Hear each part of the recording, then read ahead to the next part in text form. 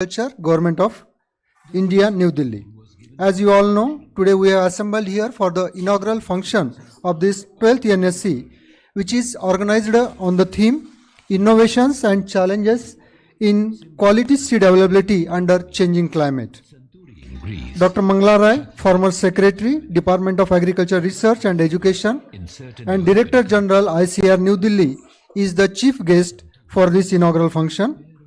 We are also privileged to have Padma Shri Srimati Rahibai Popre, seed conservationist farmer from Ahmednagar, Padma Shri Kamal Singh Chauhan, progressive farmer from Sonipat, Haryana, Mr. Ajay Rana, Chairman, Federation of Seed Industries of India, New Delhi, Dr. P.K. Singh, Agriculture Commissioner, Government of India, New Delhi, Dr. C.D. Mai Sir, Ex-Chairman, Agriculture Scientist Recruitment Board, New Delhi, Dr. S.A. Patil Sir, former Director, Indian Agriculture Research Institute, New Delhi, Mr. Raju Barwale, Chairman, Mahiko Company, Mumbai. All these are the guests of honor for today's function. Dr. Indramani Sir, Honorable Vice Chancellor, VNMK Parbhani, and Dr. H.S. Gupta, Chairman, Assam Agriculture Commission and President, Indian Society of Seed Technology are the co-chairmen of this function. Dr. D.P. Vaskar, Director of Research, and Dr. Manoj Kumar, Director, National Seed Research and Training Center, Varanasi, are the conveners. Now I request all the delegates to light the lamp and make an auspicious beginning of this inaugural function.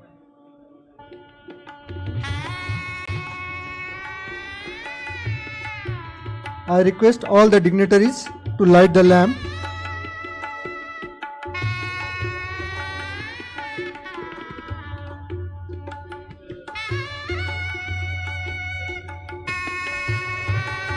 Light is the symbol of knowledge, energy, love and happiness. Lighting a lamp means spreading these all around. Let's make an auspicious beginning of this program by kindling the light of knowledge. Om Asto Ma Sadgamay Tamso Ma Jyotirgamay Mrutyor Ma Mrutam Gamaya, अर्थात हे परब्रह्म परमात्मा, हमको असत्य से सत्य की ओर ले चलो, अंधकार से प्रकाश की ओर ले चलो और मृत्यु से अमरता की ओर ले चलो। इन्हीं मंत्रों के उच्चारण के साथ आज के इस उद्घाटन समारोह का हम शुरुआत करने जा रहे हैं।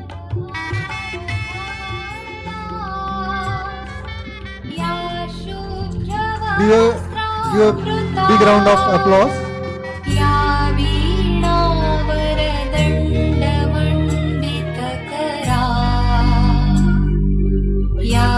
I request all the dignitaries for the group photo.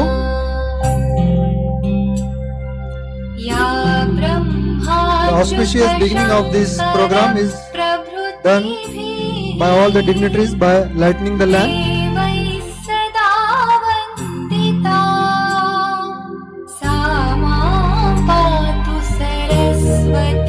Thank you all. I request all the dignitaries to please occupy the seats on the dais.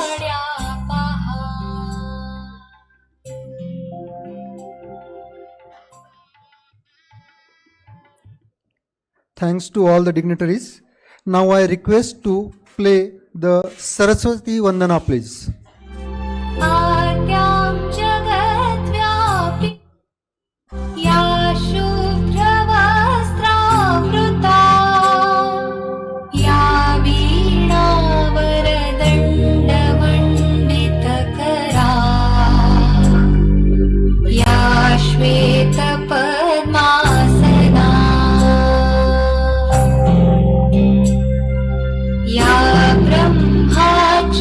Shang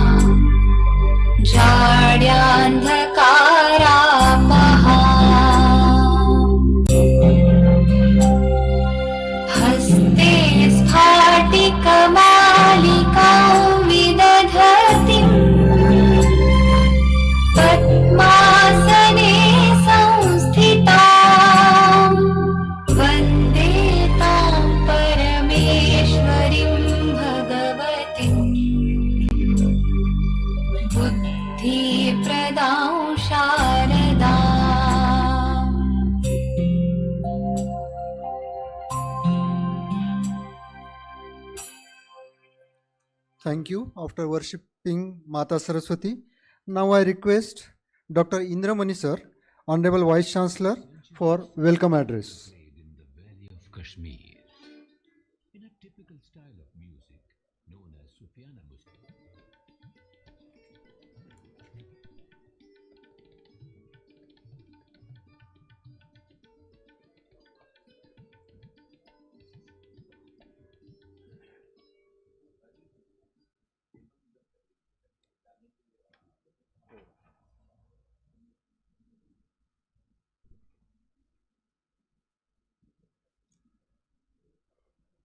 नमस्कार। व्यासपीठ पर विराजमान सभी गणमान्य लोग और इस हाल में उपस्थित हमारे सारे participants, senior scientists, delegates, students, researchers, ladies and gentlemen. We are fortunate to organize the 12th National Seed Congress in association with Indian Society of Seed Technology, New Delhi, in collaboration with National Seed Research and Training Center, Varanasi, and under overall aegis of Department of Agriculture and Farmers Welfare, Ministry of Agriculture and Farmers Welfare, Government of India. You know that 11 National Seed Congress have already been organized. The last one was at Gwalior, and we were expecting that Minister of Agriculture and Farmers Welfare, in fact, he has promised that he will come, but due to unavoidable reasons, he could not come. And here we have a very, very important person of Indian agriculture. We can say, I always call him Lion and Lion of Indian agriculture. He has been Professor Mangalara Saab. So, sir, I welcome you from core of my heart. Sir has been Director General, ICR and Secretary there, but and a number of responsibilities he has shouldered, and even now he is guiding the nation.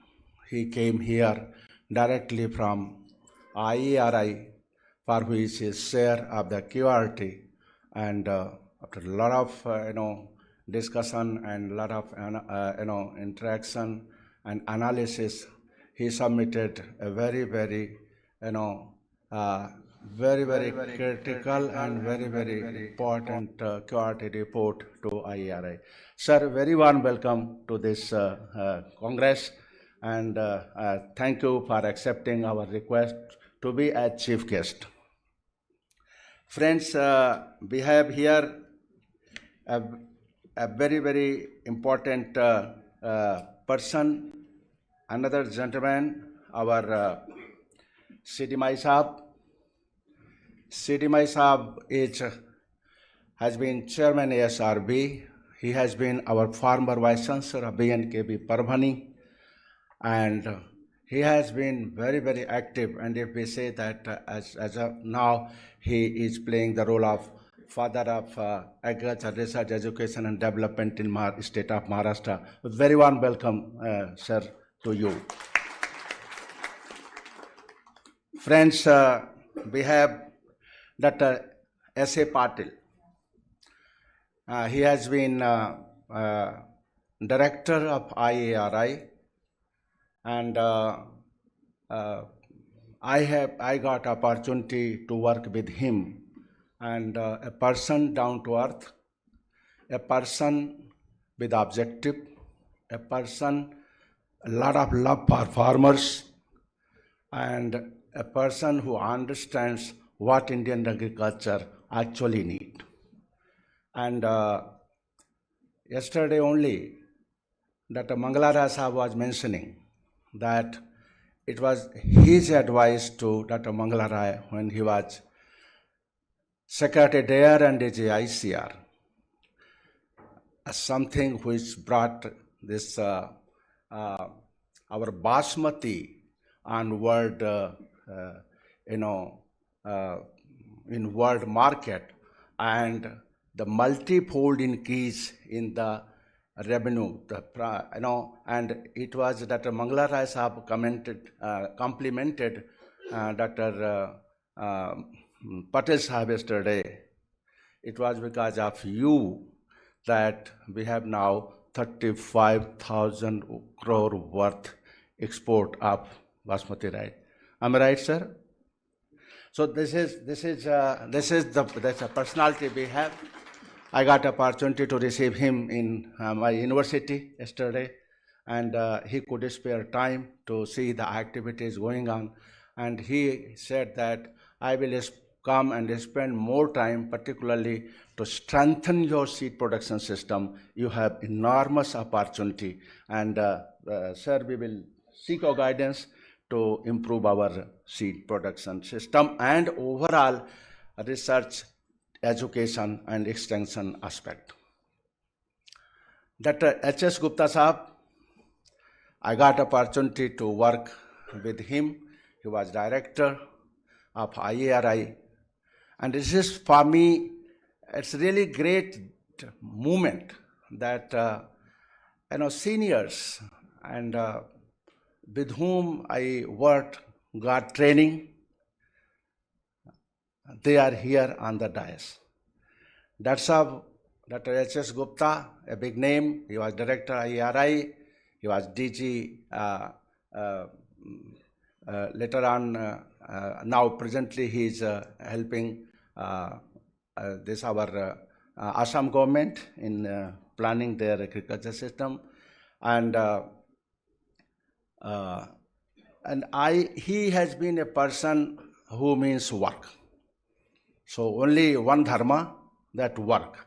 One recognition by only if you are working, you are close to his heart. Otherwise, not. So that is only one motto has been of that sahab. And IRI many times after your term was completed, madam, people used to feel Dr. Gupta kahan hai. Very, very warm welcome, sir, in this. Friends, we have our own friend Vijender Singh Ji, who is a Vice Chancellor, NDUAT Ayodhya, and he has been Director of Indian Institute of Vegetable Research, and person with action. And I recently visited his university. Lot of changes he has brought in, and yesterday only we both signed an MOU to work together in teaching, research and extension. So very warm welcome, sir. Friends, we have Raju Barware ji, friend of scientist, friend of seed. I have been visiting his premise and his seen his work. He's MSc from GBUT Pantanagar, and that is BSc from Pantanagar, and but the experience and the business which under the guidance of his father, which his father started, the kind of seed production system and seed business which he has internationalized, but most important thing about him is he is friend of science and scientists. Whenever you ask that your presence is required, he has been always there. Very, very warm welcome. That's Barware ji. Then friends, we have Ajay Rana ji. He is chairman FSII New Delhi, and very cordial, very liberal. One call, he, not only funded this big funding for this Congress, but said everything is available. We are all available for you, and go ahead with the and make it a good conference. It was this confidence, in fact, when I was selecting the venue. So I thought that like other industries conferences in Taj Hotel and all different hotel, I will also organize. That has been my habit also, that whenever I have given opportunity, I try to organize and make farmers function not less than any big industry, corporation and other function. That is because in my opinion, and the opinion of all dais and all of you, until and unless farmers and farming are given due respect, we cannot expect a good agriculture in India or anywhere. That is the reason whenever, and that has been, I have been basically taught at IRA particularly, Dr. Gupta, Dr. Patil, many times it used to be, lunch hour, and Dr. Patil and Dr. Gupta used to come by, keep, in director's car, 2-3 farmers are coming, and they used to enter in my room that, he needs this help, Indramani, immediately tell me what can be done. So that kind of, that training, and in IRI and ICR system, it is there in university also, that farmers first. When I came here, sir, and joined on 25th of July last year, I just gave a vision that Shetkari Deo Bhav, Kisan Deo Bhav, and we are working on that line only, that Shetkari Deo Bhav, Kisan Deo Bhav, Annadata Deo Bhav. And note only, we started Majha Ek Divas, Majha Bali Raja Sati, and recently we converted it Majha Ek Divas, Majha Bali Raja Sohbat. उनके साथ रहने का, कि साठी तो हम साल भर हैं, 24 घंटे हैं किसानों के लिए, लेकिन महीने का एक दिन जिसमें सारे शास्त्रज्ञ, चाहे वो रिसर्च से जुड़े हैं या टीचिंग से जुड़े हैं, एक्सटेंशन से जुड़े हैं, किसी तरह से हैं, एक दिन पूरी यूनिवर्सिटी किसानों के सोहबत में रहती है, किसानों के साथ रहती है। समय से रिस्पॉन्ड करना किसानों की प्रॉब्लम का, खेती की प्रॉब्लम का, वो यूनिवर्सिटी और आईसीआर की कल्चर रही है, वो हम उसको बढ़ा रहे हैं। और इसी कड़ी में हमारे पास 2 बहुत ही ख्यातिलब्ध किसान, जो सारे देश के किसानों को और सीड प्रोडक्शन या एग्रीकल्चर में लगे हुए हैं, उनको रिप्रेजेंट कर रहे हैं। श्रीमती राहिबाई यस पोपेरे, जो सीड कंजर्वेशनिस्ट हैं, अहमदनगर के सीड माता, बीज माता के नाम से इनको जाना जाता है, और भारत सरकार ने इनको पद्मश्री से नवाजा है, और उन्होंने हमारे अनुरोध को स्वीकार किया, और आई, आपका बहुत बहुत स्वागत है मैडम। हमारे पास हैं श्री कमल सिंह चौहान, जो IRI में हमारे साथ करीब पिछले 30 साल से जुड़े हुए थे।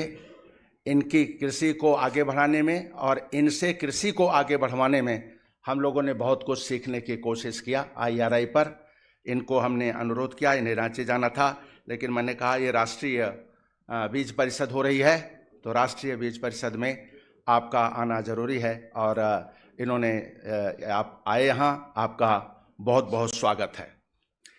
हमारे साथ PK सिंह साहब हैं, हमारे बहुत पुराने दोस्त, और पहले PBFRA में थे, उससे पहले Indian sugarcane research Lucknow में, और बहुत ही एक एग्रीकल्चर साइंटिस्ट फैमिली से आते हैं। और मैं पिछले वीक जब दिल्ली गया था वहाँ, तो मैंने अनुरोध किया कि आप आइए, चूँकि ये कमिश्नर एग्रीकल्चर हैं, तो कमिश्नर एग्रीकल्चर मीन्स पूरा जो मंत्रालय को रिप्रेजेंट कर रहे हैं, और इनके साथ श्रीवास्तव जी हैं, उनका भी मैं बहुत बहुत स्वागत करता हूं। हमारे साथी डॉक्टर भास्कर जो इसके कन्वेनर भी हैं और इसमें इसको सफल बनाने में रात दिन लगे हुए थे, वो हैं। मैं उनका भी स्वागत करता हूं। जितने लोग national seed research and training centre Varanasi से आए हैं, डॉक्टर साहब प्रसाद जी, आपका बहुत बहुत स्वागत है। और जो अब हमारे साथी जो Indian society of seed technology, HS. Gupta साहब एज ए प्रेसिडेंट रिप्रेजेंट कर रहे हैं, सर बहुत बहुत स्वागत है। मैडम ददलानी, आपका जो पूरे प्रोग्राम को, इस टेक्निकल प्रोग्राम को ठीक करने में, अच्छा बनाने में बहुत योगदान रहा, बहुत बहुत स्वागत है, आप आई। और हमारे जो सीट की ICR की इंस्टीट्यूट है, उसके डायरेक्टर निदेशक जो हमारे संजय कुमार जी यहाँ पे हैं, आपका बहुत बहुत स्वागत है। मैं एक एक का नाम ले बिना सभी का बहुत बहुत स्वागत करता हूँ। हमारी पत्नी जयश्री ज्वाइन की हैं, इनका भी स्वागत करता हूँ। और आप सभी हमारे विश्वविद्यालय के जो साथी हैं, जो जिन लोगों ने इस प्रोग्राम को ऑर्गेनाइज करने में रात दिन लगाया है, क्योंकि हमारा हेडक्वार्टर सर परभनी में है और हम कन्वीनियंस के चक्कर में, चूँकि परभनी यहाँ से 225 किलोमीटर पड़ता है, तो सबको वहाँ ले जाना, ले आकर करके आना डिफ़िकल्ट था। इसलिए हमने आपकी परेशानियों को कम करने के लिए ये निर्णय लिया कि हम इसे यहाँ ऑर्गेनाइज करेंगे। और हम लोग हमारे जो हमारे पुराने 2 कुलगुरु यहाँ पर धवन साहब हैं और माही साहब हैं, आपका स्वागत है साहब। और इन लोगों ने यूनिवर्सिटी को यहाँ तक लाने में बहुत बड़े, और सारे कुलगुरु को मैं जो है धन्यवाद देना चाहता हूँ, क्योंकि विश्वविद्यालय एक दिन में नहीं बनता। विश्वविद्यालय को बनाने में बहुत मेहनत लगती है, और उसमें कुलगुरु के रूप में जो आप लोगों ने जो योगदान दिया है वो बहुत बड़ा है। और ये मेरी कोशिश है कि यहाँ पर हम अपने औरंगाबाद में हमारे 4 संस्थान हैं, छोटे बड़े मिला के, तो उन 4 संस्थानों को हम इसको महाराष्ट्र सरकार से हमारी वार्ता हुई है और वो प्रपोजल हमारा सबमिटेड है। इसका यहाँ हम एक मिनी कैंपस बनाना चाहते हैं और इंस्टीट्यूशन को डेवलप करके, जहाँ पर कि हमारे पास अपना इतना साधन हो कि इस तरह की कांग्रेस कॉन्फ्रेंस, स्टूडेंट्स के रिक्रूटमेंट और वो सब चीज़ें हम यहाँ फैसिलिटेट कर सकें। और आपको बताते हुए ये खुशी हो रही है कि हम लोग यहाँ 4 कॉलेज तो प्रपोज है ही है, जिस पर सरकार का, इंक्लूडिंग एक एक्सक्लूसिव महिला महाविद्यालय राज्य सरकार ने डिक्लेयर किया है कि वो हमारे जो संभाजी नगर में बनाएंगे। लेकिन अभी सर हम लोग एक कोशिश कर रहे हैं, जैसा कल चर्चा किया था, CSR फंडिंग पर, कॉर्पोरेट सोशल रिस्पॉन्सिबिलिटी फंडिंग, और उसमें कल हम सिंह साहब को और पाटिल साहब को ले गए थे, दिखाए थे। तो वहाँ पर एक बड़ा Maharashtra mechanization centre total corporate funding से आ रहा है, जिसमें पाटिल साहब का भी ये बड़ा सजेशन था कि मराठवाड़ा और महाराष्ट्र के लिए जो छोटे टूल, एफिशिएंट टूल से लेकर के ड्रोन एंड रोबोटिक्स तक की सब टेक्नोलॉजी को समाहित करने का जो है क्षमता है। तो हम इस कड़ी में एक CSR फंडिंग में एक 5 करोड़ की फंडिंग टॉप है कंपनी की तरफ से है। तो जैसे हम अपने छात्रों को, अपने यूथ को ट्रेन करने के लिए हम इंडस्ट्री भेजते थे, अभी इंडस्ट्री हमारे कैंपस में आ गई। 25 एकड़ में एक बड़ा इस्टेब्लिशमेंट बना रहे हैं और उसमें हम किसानों को और अपने छात्रों को टेक्निकल ट्रेनिंग देंगे। और इसी कड़ी में पंजाब नेशनल बैंक एक बड़ा इन्वेस्टमेंट कर रही है हमारे ATS जो एग्रीकल्चर टेक्नोलॉजी स्कूल है, उसमें परसों वो मंत्री साहब करार साहब का उसमें बहुत बड़ा पराधस्त है, वो आए और हम लोगों ने अभी तुरंत काम शुरू होने वाला है, जिसको हम मराठवाड़ा फार्मर्स ट्रेनिंग सेंटर का नाम दिए हैं, जहां पर किसानों को तो वो पूरी की पूरी जो उसका बनना है वो कॉर्पोरेट सोशल रिस्पॉन्सिबिलिटी में 15 करोड़ की फंडिंग है। उसमें जो 15 करोड़ की फंडिंग PNB करेगी, एक स्टेट ऑफ आर्ट जो है हम ट्रेनिंग सेंटर लेके आ रहे हैं। सर, जो विश्वविद्यालय का योगदान है बीज के क्षेत्र में, हम सोयाबीन की, हम सोरगम की, बाजरे की और कपास की इनकी वैरायटीज जो है डेवलप करने में देश में अग्रणी स्थान है। हमारा जो कापास का सेंटर है सर, वो 1918 में, तो हमारा परभनी में प्रेजेंस जो है रिसर्च सिस्टम में 100 साल से ज़्यादा है। 105 साल पुराना जो संस्थान है, जिसको बाद में उसी के बाद रिसर्च स्टेशन ऐड होते गए। 1928 में सोरघम का रिसर्च स्टेशन बना, 1956 में हमारा कॉलेज ऑफ एग्रीकल्चर बना, तब हम उस्मानिया यूनिवर्सिटी के साथ था वो। बाद में 1972 में हम विश्वविद्यालय बने, और महाराष्ट्र का अपना एक अलग सोच थी उस समय। और वसंतराव नायक साहब, आज मैं उनको श्रद्धांजलि देता हूं कि ये उनकी सोच थी, जो 11 साल चीफ मिनिस्टर थे, और वो उन्होंने ये सोचा था कि अगर महाराष्ट्र की एग्रीकल्चर को बढ़ाना है तो यहाँ की जो क्लाइमेटिक वेरिएबिलिटी है उसको रिकॉग्नाइज करना है। तो उन्होंने माना कि जो मराठवाड़ा में है वो वेस्टर्न महाराष्ट्र में नहीं है, और जो हमारे जो कोंकण का एरिया है वो डिफरेंट है। तो ऐसा सोच करके उन्होंने 1969 में 2 विश्वविद्यालय, 1972 में 2 और विश्वविद्यालय उस समय डिसाइड किए कि एड्रेस करिए, और हमें जिम्मेदारी ये दिया कि आपको सिर्फ ये नहीं कि आप परभनी में विश्वविद्यालय हैं, ये नहीं है, 8 डिस्ट्रिक्ट जो मराठवाड़ा के हैं उनकी कृषि विकास की जिम्मेदारी आपकी है। और तो इसी हिसाब से इतना यूनिफॉर्मली डिस्ट्रीब्यूट किया रिसर्च स्टेशन और हमारे जो क्या कहते हैं कॉलेजेस को, केबीकेज को। बहुत बड़ा एक सिस्टम है जिसमें हम लोग कार्य कर रहे हैं, और उसमें हमें अपने भूतपूर्व जो कुलगुरु हैं उन सबके सहयोग और समर्थन मिलते रहे हैं। हमने यहाँ सीड प्रोडक्शन को ही सर हमने पिछले साल 2 गुना इस साल कर दिया। ब्रीडर सीड प्रोडक्शन हमने सीधे 2 गुना कर दिया। 2000 एकड़ area, additional area seed production में ला करके, जब हम बारवारे साहब के पास आए थे 2-3 बार, कैसे किया जाए कि आप कुछ हेल्प करिए, आप हम लैंड देंगे और इसमें ज्वाइंट में सीड प्रोडक्शन किया जाए। तो इंडस्ट्री की भी अपनी समस्याएं, इन्होंने कहा कि कुछ हमारे लिए प्रोडक्शन करना है हमारे सीड का तो आप कर सकें, लेकिन हमारे पास वो ज़्यादा उसमें जाने की ज़रूरत नहीं है। लेकिन बिना कहीं बाहर से कोई रिसोर्स लिए, कैंपस के बाहर से ना कोई ट्रैक्टर घुसा, ना कोई, अपनी ही लोगों की ताकत से, एफिशिएंसी से हम लोगों ने 2000 एकड़ एरिया और सीड प्रोडक्शन में ला करके अपना सीड प्रोडक्शन सिस्टम परभनी का 2 गुना कर दिया। और हमारी कोशिश है कि इसको हमें 4 गुना ले जाना है। ये हमारे साथियों से हमारा जो कमिटमेंट है ले जाना है, और उसके करने में डॉक्टर बेग, डॉक्टर खरकाटे, जितने भी लोग हैं, जो लोग भी यहाँ उपस्थित हैं, वो उसको किए हैं। मैं उनका बहुत बहुत आभारी हूँ। ये सारा कार्य जो होता है वो जो विश्वविद्यालय के लोग, और ये हमारा कमिटमेंट है। मैं हर बार इनसे कहता हूँ कि ये नौकरी नहीं है, ये सेवा है। ये आपका भाग्य था कि आपको पढ़ लिख करके एग्रीकल्चर सर्विस में आए, जिसमें कि आपको किसानों को सेवा करने का मौका मिला। आप कहीं और भी सेवा कर सकते थे।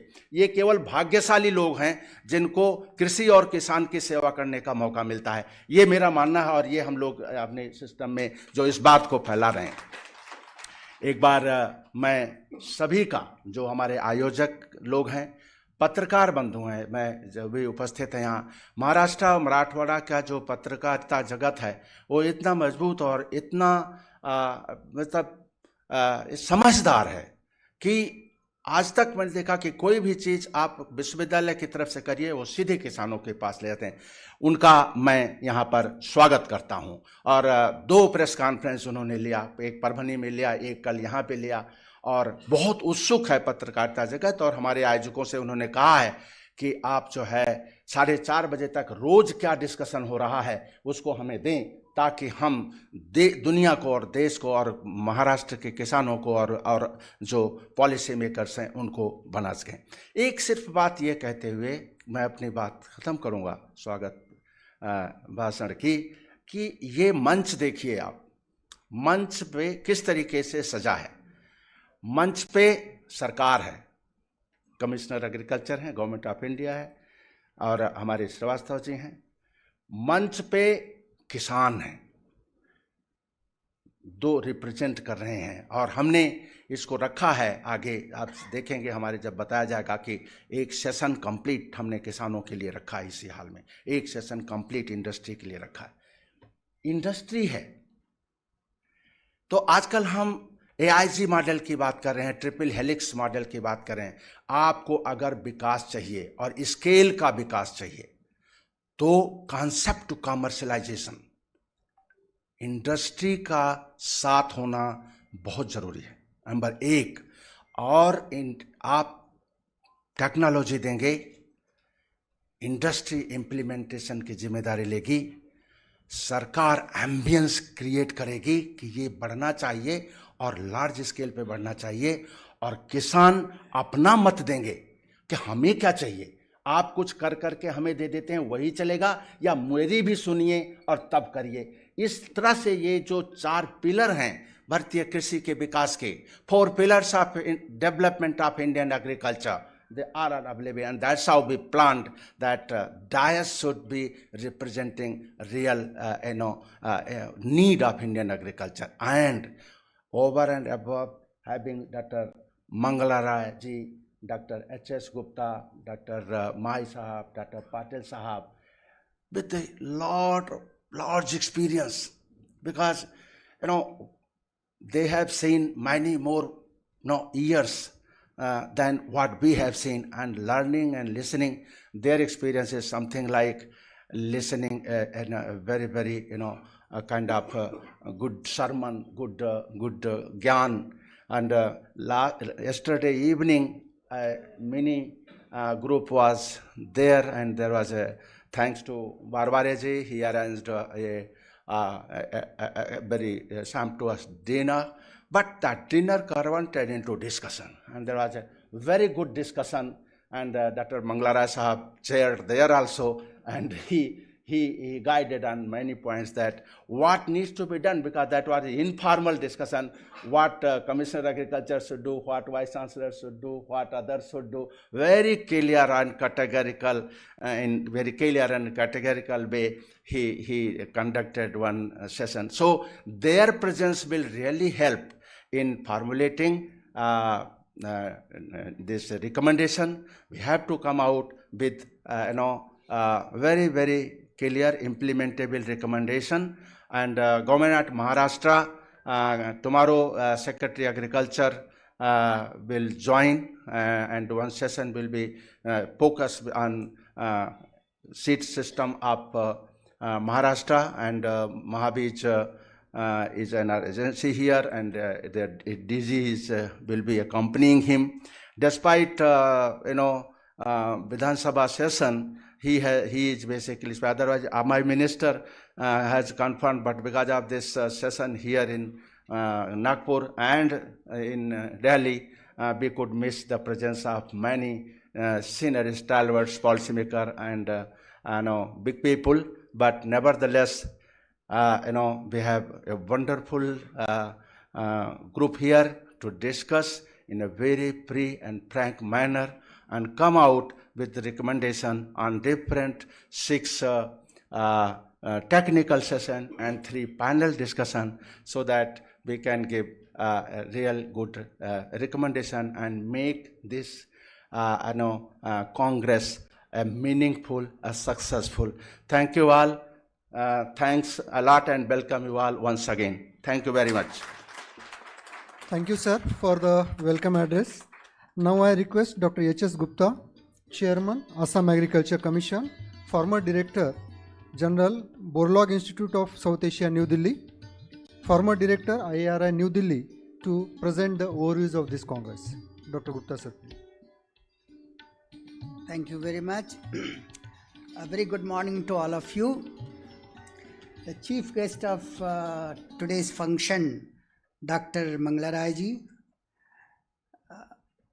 advisor to Chief Minister of Bihar and former Secretary there and Director General of ICAR, distinguished President of South Asia Biotechnology Center, Dr. C.D. Maiji,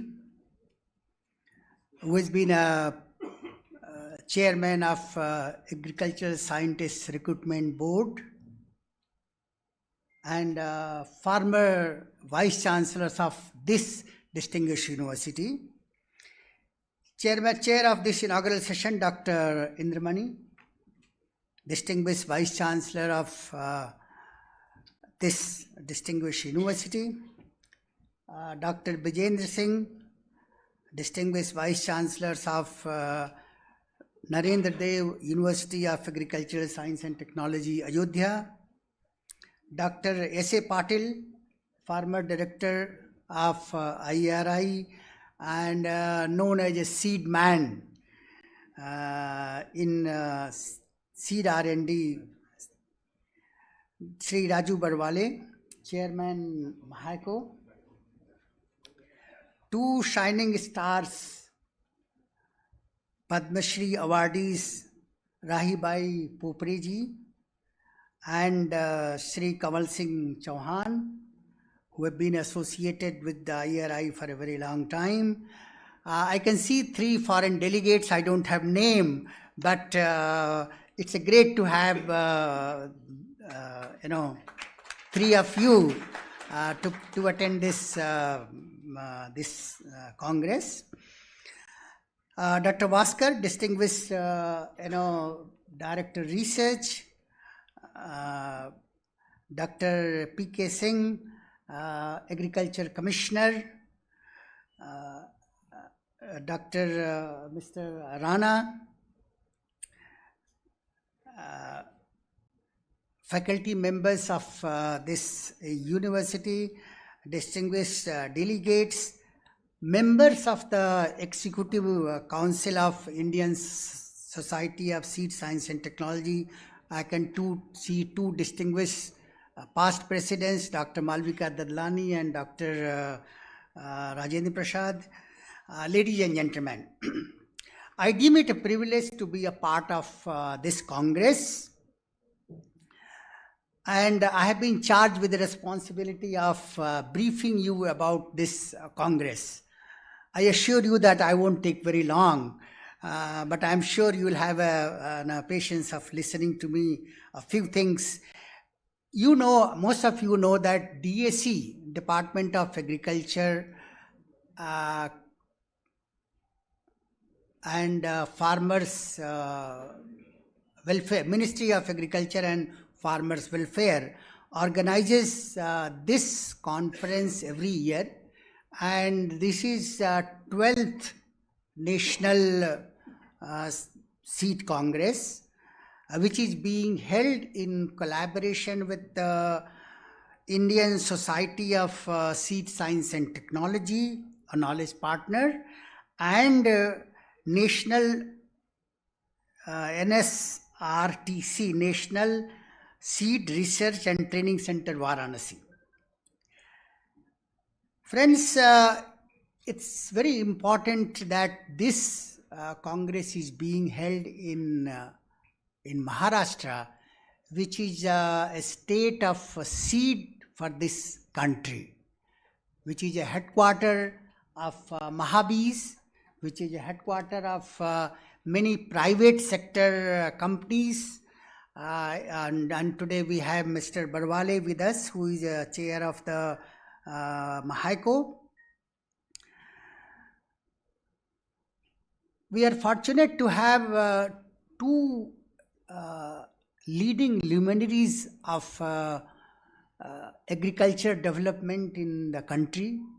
Dr. Mangala, who has held various positions in seed sector. I don't have to give a detail, but one very important milestone which we would like to mention, which I would like to mention, which helped in the consolidating seed sector in India, especially breeder seed sector. He was the one who was instrumental in launching Mega Seed Project. And this Mega Seed Project transformed the whole R&D of seed, especially with breeder seed production. I guess it must be around several thousand hectares of land which were lying with the agricultural university, and because of lack of funding, they were not being utilized for the breeder seed production. Dr. Rai is the one who could provided the impetus, and with catalytic action, you can see that country produces, if I remember correctly, 1 lakh quintal of breeder seed, 1 lakh quintal, which is sufficient to take care of the seed requirement, quality seed requirement of the country. Then other luminary is Dr. C.D. Mai, who was instrumental in releasing BT cotton in the country. And all of you know how BT cotton has transformed Indian cotton sector. Now, today we are an exporter, farmers' income has increased, application of pesticides has been reduced to a great extent, farmers' profitability has increased several fold.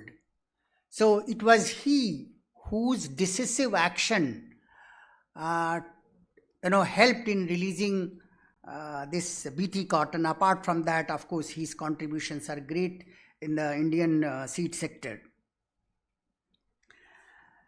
Friends, a brief about Indian seed sector. You know that India has come a long way. In 1950, we were producing 50 million tons of food grains, and in 60s, around 60 million tons, but we were importing 10 million tons of wheat to feed our people. We were producing 10 million tons of wheat and 10 million tons we were importing under PL 480 to feed our people. Today, we are not only self-sufficient, but we are the second largest producer of food grain in the world, and we are the largest producers, consumers of pulses, which is a home of Maharashtra. Friends, we also have made a exemplary progress in horticulture sector from 25 million tons way back in 1950 to last year we produced 350 million tons or so. So you can see the progress, 50 million tons to 230 million tons, and from 25 million tons to around 250 million tons in horticulture sector. And these two have been possible mainly, one of the major reason has been seed and planting material, quality seed and planting material. And I would like to take this opportunity to congratulate all those stakeholders who have been a part of meeting the requirement of quality seed and planting material in the country. It's very heartening to see that DAC, Indian Society of Seed Science and Technology, and National Research and what's called Seed Training Center Varanasi have come together to organize this Congress, and they hold it regularly every year.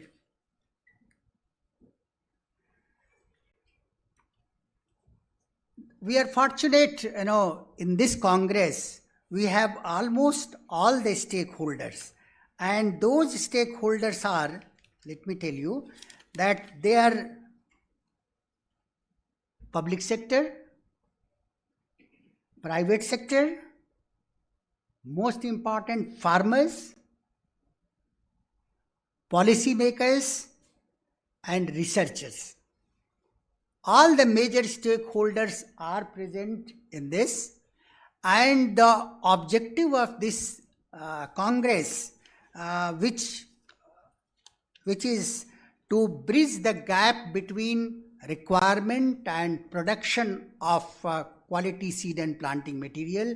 I am sure we will be able to identify the constraint, identify the problems of the public sector, private sector, and make it much more smoother for the supply, for the availability of seed and planting material, which are so important for increasing production and productivity of food grains, oil seeds, and also the horticulture sector. Friends, we can congratulate ourselves very safely for this accomplishment, and we genuinely take pride in that. But there are few concerns which I would like to share with you, and that is one, that India is the 5th largest producer of seed in the world. But when we see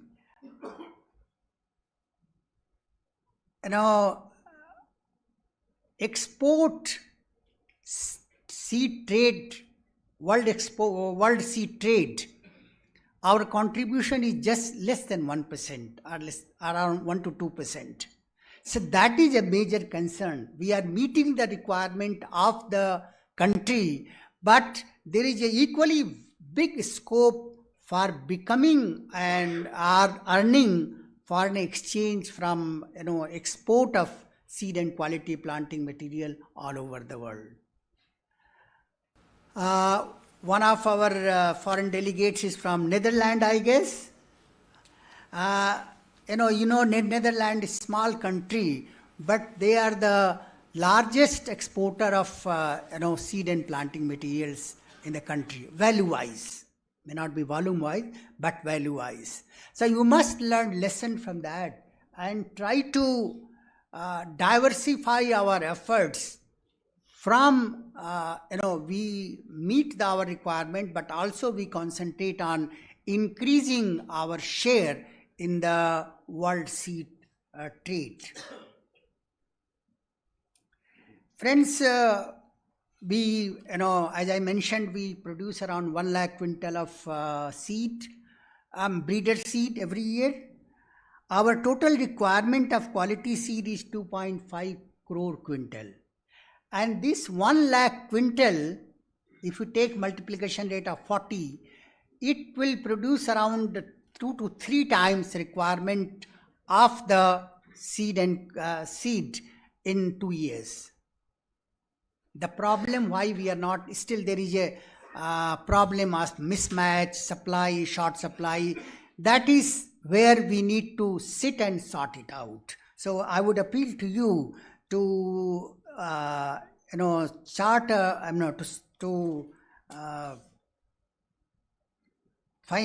have a roadmap which can take care of these anomalies and take care of and remove that. Also, one of the most important thing which has come up recently is the governance issue in seed. Governance issue has been a big problem.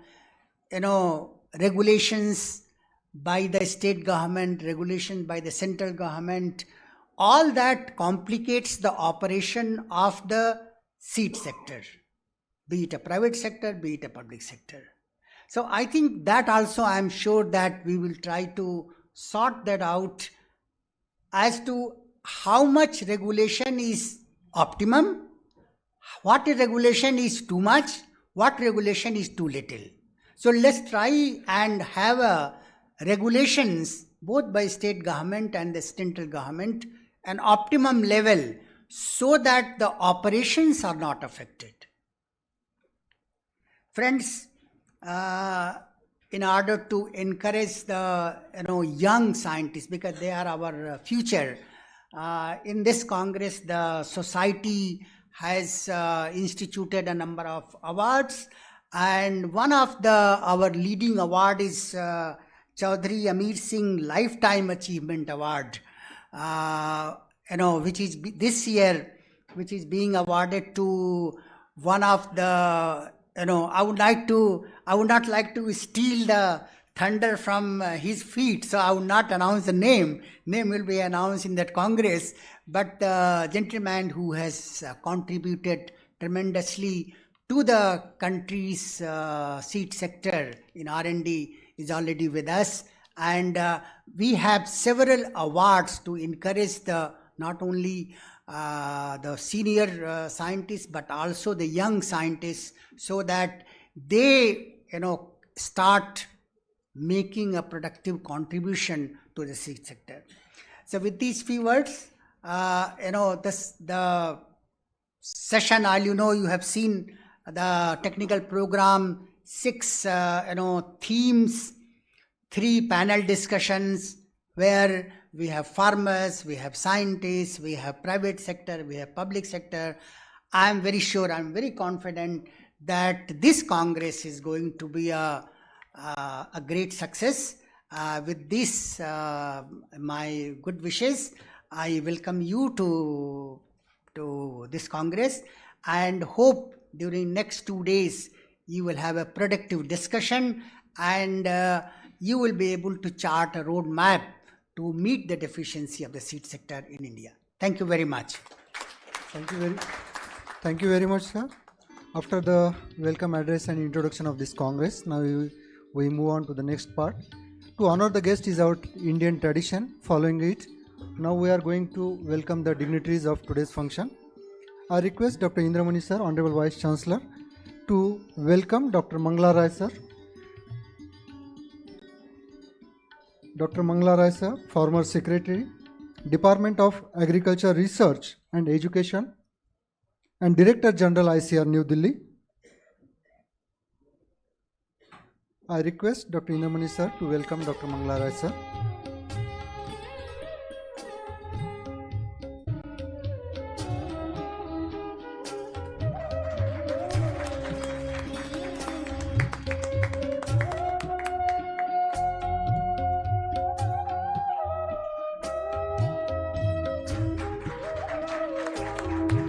Welcome sir. Again I request Dr. Indramani sir to welcome Padma Shri Srimati Rahibai Popere.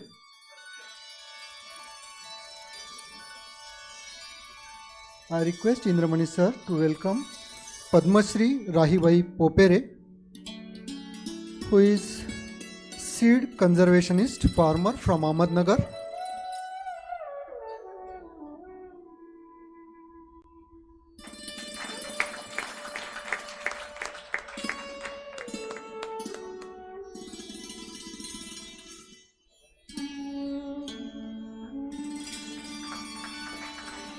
Welcome, madam.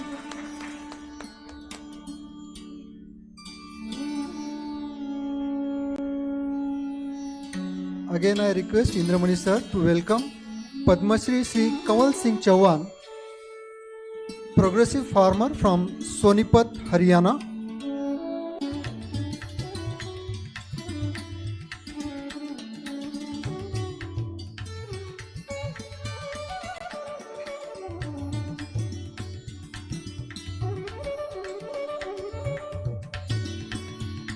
Padma Shri Sri Kanwal Singh Chauhan.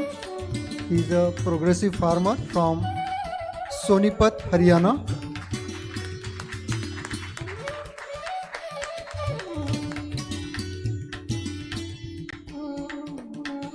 Welcome, sir. Again, I request Indramani sir to welcome Dr. C.D. Mai sir, ex-chairman, Agriculture Scientist Recruitment Board, New Delhi.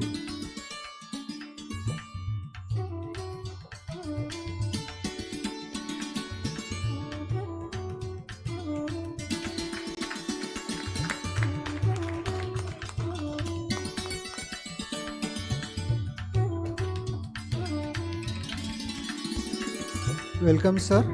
I request Indramani sir to welcome Dr. S.A. Patil sir,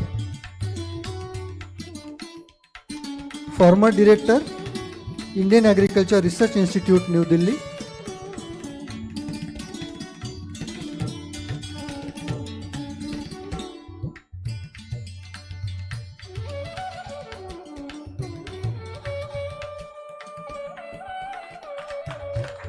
Give a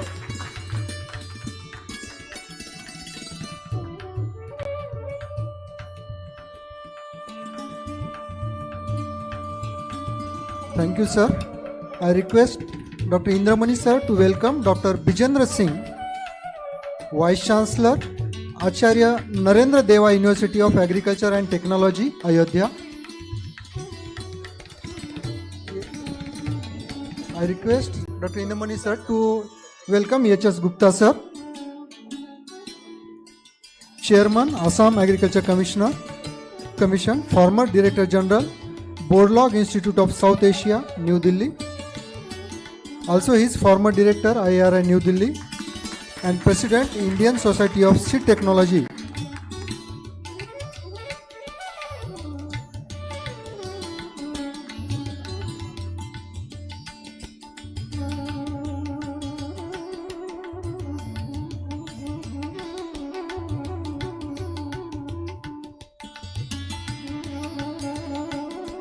I request Indramani sir to welcome Dr. Bijendra Singh,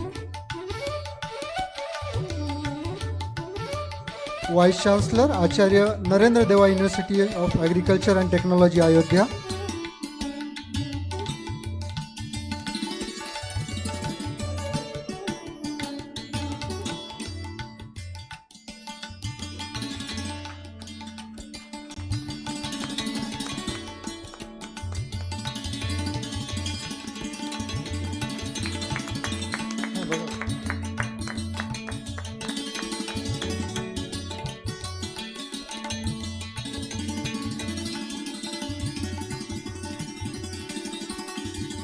I request Indramani sir to welcome Dr. Raju Barwale sir, Chairman MAHICO.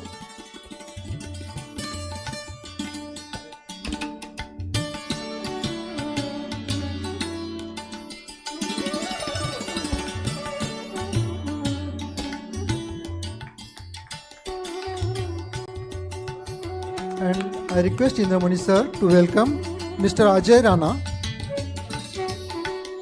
Ajay Rana,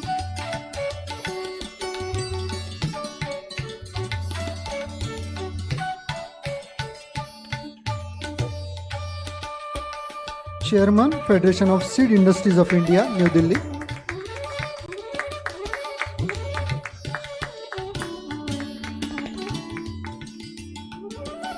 By offering a shawl, bouquet and memento.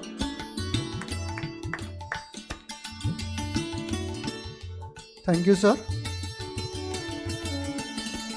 Now I request Dr. D.P. Vaskar, sir, Director of Research and convener of this Congress, to welcome Dr. Indramani, sir.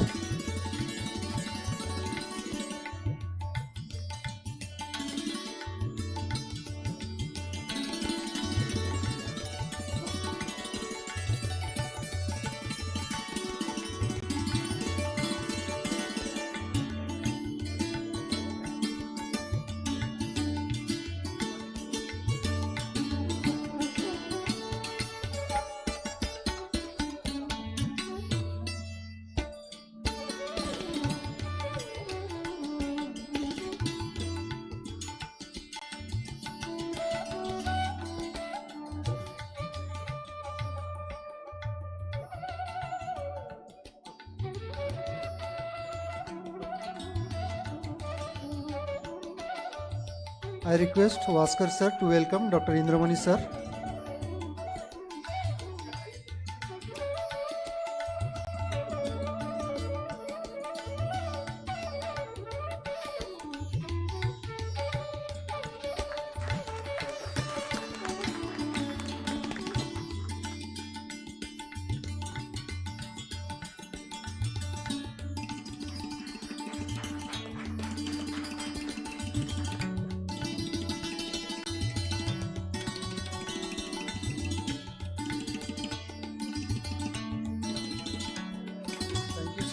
Thank you, sir. Now I request Dr. K.S. Beg, sir, to please welcome Dr. D.P. Vaskar, sir, Director of Research, VNMKV Parbhani, and Dr. D.K. Srivastava.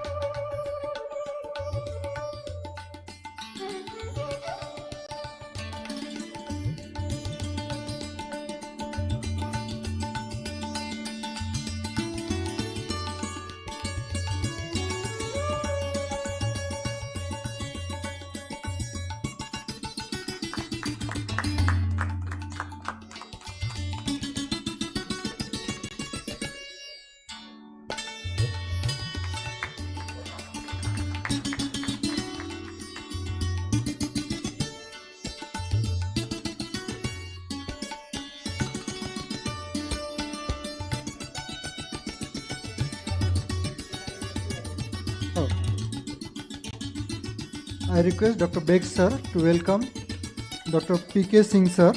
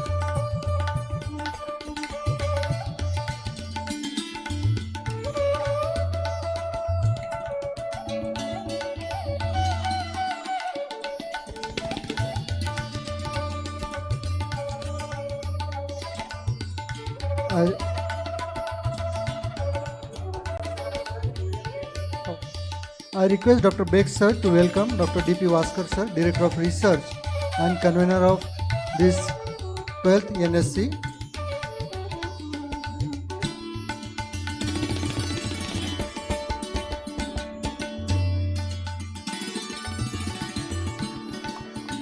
Again, I request Dr. Beg sir to please welcome Dr. M.P. Yadav, Seed Technologies from Varanasi.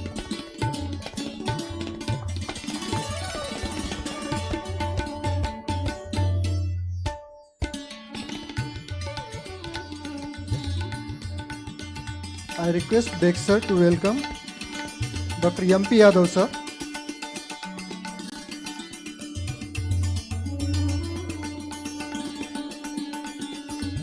Thank you.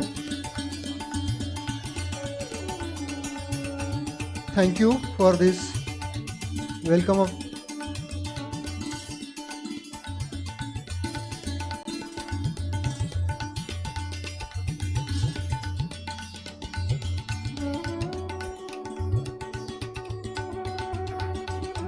Thank you, sir. I welcome all the dignitaries came from various states for this Congress. Especially Dr. Dhawan sir, B.M. Khadi sir, Rao Sahib Bhagde sir, Prasad sir, Dadlani madam, Sanjay Kumar, I welcome one and all. After this warm welcome of the dignitaries and guests, we move on to the next part of our program. We are more than lucky to have the dignitaries with diverse knowledge and vast experience. Now we are going to listen them.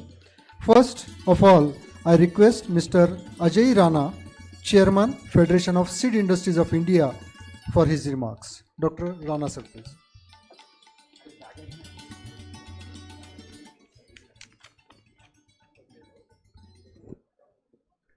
Good morning, Namaskar. Padam Shri Srimati Rahibai Beej Mata, Padam Shri Shri Kamal Singh Chauhan, हमारे बीच में जो किसान सोनीपत से आए हैं, Dr. Mangla Rai, a chief guest of this program, Dr. P.K. Singh, Dr. C.D. Mai, and all distinguished dignitaries on the dais and all the delegates in the room.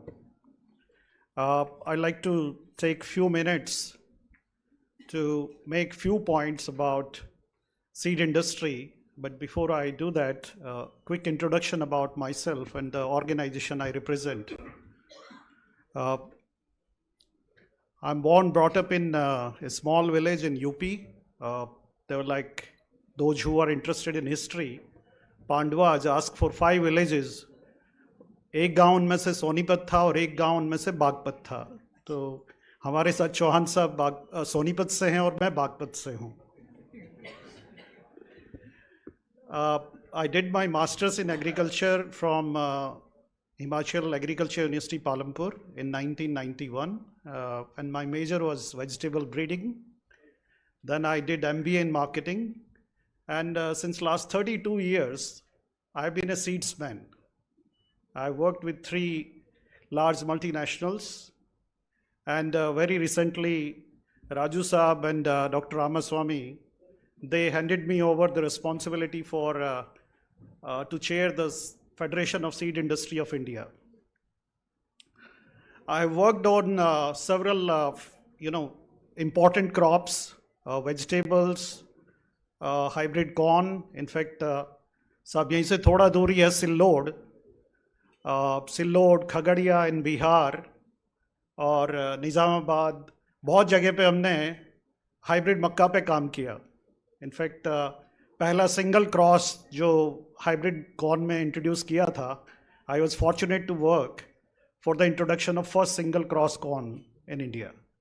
जो बिहार में आज विंटर कॉर्न होता है, जिसकी productivity Aiwa और Illinois के बराबर है, that also I have worked on introducing those corn hybrids. I was also fortunate to work on introduction of BT cotton. I have worked extensively in Maharashtra for introducing Bolgard cotton in early 2000, those years. और 2005 में मैं America गया 5 साल के लिए, और 2010 में मैं वापस आया. मैंने अपना एक एक्सपेरिमेंट किया साहब, स्वदेश, जो शाहरुख खान की मूवी है, हमने उसका थोड़ा प्रैक्टिकल किया और रिस्क लिया कि अमेरिका से वापस एक सीड कंपनी शुरू करने का. So we started a company called Savannah Seeds. It's also a multinational, but it was a startup. And now we are one of the largest private sector hybrid rice, and in fact, like, we also sell varietal rice. We are one of the largest rice seed company. So this is quick background about me. Also now I have the responsibility for the Asia Pacific region for this company. Federation of Seed Industry of India is an association of R&D based seed companies. हमारे करीब 50 member company हैं, और these 50 member companies, they nearly spend or invest 70% of R&D investment in seed sector from private sector. Of course, Government of India, ICR, spend multifold amount of R&D money as compared to private sector. But within the private sector, the FSI companies, they spend a lot of, nearly 10% of our turnover we spend on R&D. The companies in FSI, our mission is to bring innovation, new seed technologies. अभी हमने सुना कि Bollgard cotton या single cross corn, और doctor इंदिरामणि साहब ने बहुत अच्छा कहा कि भाई हमारे पास मंच पे किसान हैं, हमारे पास मंच पे भारत सरकार है, हमारे पास मंच पे वैज्ञानिक हैं और इंडस्ट्री है. Industry's strength is to take technology from lab to field, lab to market, and this is where there is an opportunity now for industry and the public sector to collaborate. And this collaboration has started. In fact, the new DG, Dr. Pathak, new Agriculture Commissioner, Dr. Singh, in fact, we are working very closely on developing the new seed policy. But sir, a lot more can be done. In fact, like jointly, the industry and public sector, like contract research is a norm in Western countries. In America, like all leading agriculture university, they have a contract research program with private companies. Industry is looking forward to have collaborations and contractual research with ICR and ICR institutes, including agriculture universities. Seed business, Saab, is a business of innovation and integrity. हम लोगों को थोड़ा यही सोचते हैं लोग, अरे ये कंपनी वाले लोग हैं, ये किसान को कुछ भी बेच के जाते हैं. ऐसा नहीं है, क्योंकि किसान एक बार खरीद लेगा, दूसरी बार नहीं खरीदता है. हमारे देश में इलेक्शन 5 साल में होते हैं, लेकिन सीड कंपनी के लिए इलेक्शन हर एक सीजन में होता है. अगर हमारा बीज अच्छा है तो किसान उसको खरीदेगा, नहीं अच्छा है तो लात मार के भगाएगा. So this is a business of integrity and innovation. हमारे बीच में राजू साहब बैठे हैं. In fact, now राजू साहब की next generation भी business में आ गई. This is the 3rd generation example of a successful seed company. We have Rasi Seeds, a very large company, leading seed company in cotton. That's also like 50 years now in the business. And several national and multinational companies. So, if we take the example of IT sector, so much innovation has happened in India, and now nearly half of our export from India is IT exports. We can export a lot of seeds also. अभी Dr. Gupta ने बात किया कि हम seed export में हमारा share just 1% है. India has all the agroclimatic zones to produce all crops and all major crop varieties, their seeds. I think there is a large opportunity to collaborate in that area, and in fact like create policy environment which is favorable for, in fact like export oriented seed production. In fact like 3 more points I'd like to make here is, because this is a seed congress, and seed is in fact the vehicle, seed is the media of transferring technology. अगर production, agriculture production की बात करें, सबसे बड़ा role है बीज का. I need not to talk more, we all know about green revolution, but I think now we need the second green revolution. अब से 10 साल पहले हमारी स्थिति ये थी कि हम लोग बोल रहे थे अरे बहुत सरप्लस गेहूं और चावल है, एफसीआई के गोडाउन भरे हुए हैं. लेकिन आप देखेंगे जो यूक्रेन वॉर हुआ है उसके बाद से we have banned wheat exports. पिछले 2 सालों में चावल की फसल अच्छी नहीं हुई है. Now we have actually put restrictions on the export of rice also. We need second green revolution. We need second green revolution to increase productivity further and for sustainable agriculture. There is a lot of talk about the role of agriculture in greenhouse gases emission. But there are technologies now, like for example, direct seeded rice, new hybrids in rice, where we can produce by using less water, less labor, less energy, and less greenhouse gas emissions. So this is why we need second green revolution. By bringing new technologies, we can also increase farmer income. मेरे दादा जो बाबा थे वो किसान थे सब. When I was 5 years old, तो पहली बार मेरा खेती से परिचय हुआ. खेत में उनके लिए मैं लंच लेके गया, उनका डब्बा, तो उन्होंने मेरे हाथ में दराती सिकल थमा दिया कि बेटा मैं खाना खाता हूं, तुम तब तक ये गेहूं काट रहा हूं, तुम भी काटना सीखो.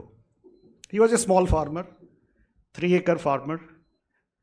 लेबर अफोर्ड नहीं कर सकते थे, तो घर के लोग कोई भी उनके हाथ लगते थे उससे खेती कराते थे. अच्छा है, सीखा उससे. लेकिन आज भी वही स्थिति है. Labour availability and labour cost in rice, transplanting alone costs between 3,000 rupees to 6,000 rupees per acre. और अगर हम देखें कि हमारा 44 मिलियन हेक्टेयर में से 40 मिलियन हेक्टेयर अभी भी ट्रांसप्लांटेड है, and the cost of transplanting alone is about 30,000 crore rupees, nearly $4 billion. If we can save this, ये फार्मर की जेब में ही जाएगा, उसकी इनकम बढ़ेगी. We have technologies available. In fact, like public sector is working on that. In non-GMO, herbicide-tolerant rice, private sector, our company, Savannah Seeds, has also developed the similar technology. But to take this technology to farmer successfully needs a lot of collaboration. Another point I'd like to make is capacity building. देखिए, मैं खुद agriculture university से पढ़ के आया हूँ. मेरे मंच पे बहुत सारे वाइस चांसलर बैठे हैं. हमें फ्यूचर के सीड्समैन चाहिए सब. अभी I am in my mid-50s, will be retiring in 5-6 years, but we need lot of seedsman like me, and they need to come from all the agriculture universities. So industry would like to work. As a chairman of FSII, I like to make a proposal to all the agriculture universities, ICR, to collaborate for developing the future seedsmen. Seed company start working from not only plant breeding, developing the new varieties, but like we work from the whole cycle. After developing a new variety or hybrid, very important thing is seed production. The hybrid may be very productive, but like if we can't produce seed, it's no use. Then high quality seed. then seed quality, seed production research, seed processing, then agronomist. So there's like need of agriculture manpower or talent in all the functions of a seed industry. So we need future seedsmen, and we'd like to work very closely with the ICR institutes to develop the future seedsmen. किस तरह के curriculum होने चाहिए, कौन से subject, क्या training होनी चाहिए. I'll not take more time, and maybe the last point I'd like to make is about climate resilient agriculture. आप सब सुन रहे हैं कि भाई वातावरण, climate change, and agriculture also plays a role. Like 20% of the methane emission, they say like is from agriculture. And one of the major contributor within agriculture is rice. The transplanted puddle rice, is responsible for the release of nitrous oxide as well as methane. These two greenhouse gases are responsible for agriculture's contribution toward greenhouse gases or climate change. I think we have technologies. I mentioned about direct seeded rice. In the Western countries, Brazil, US, direct seeded rice has been there for 2 or 3 decades. Now is the time to, in fact, like popularize direct seeded rice in India too. And that's also, I think, a big opportunity because rice is nearly 1/3 of Indian agriculture. With this, मैं अपने शब्दों को विराम दूंगा और जो organising committee है, doctor Indramani जी, आपको बहुत बहुत बधाई ये कार्यक्रम आयोजित करने के लिए. धन्यवाद. नमस्कार. Thank you, sir. Now I request Dr. P.K. Singh, Agriculture Commissioner, Government of India, to share his thoughts. Dr. P.K. Singh, sir.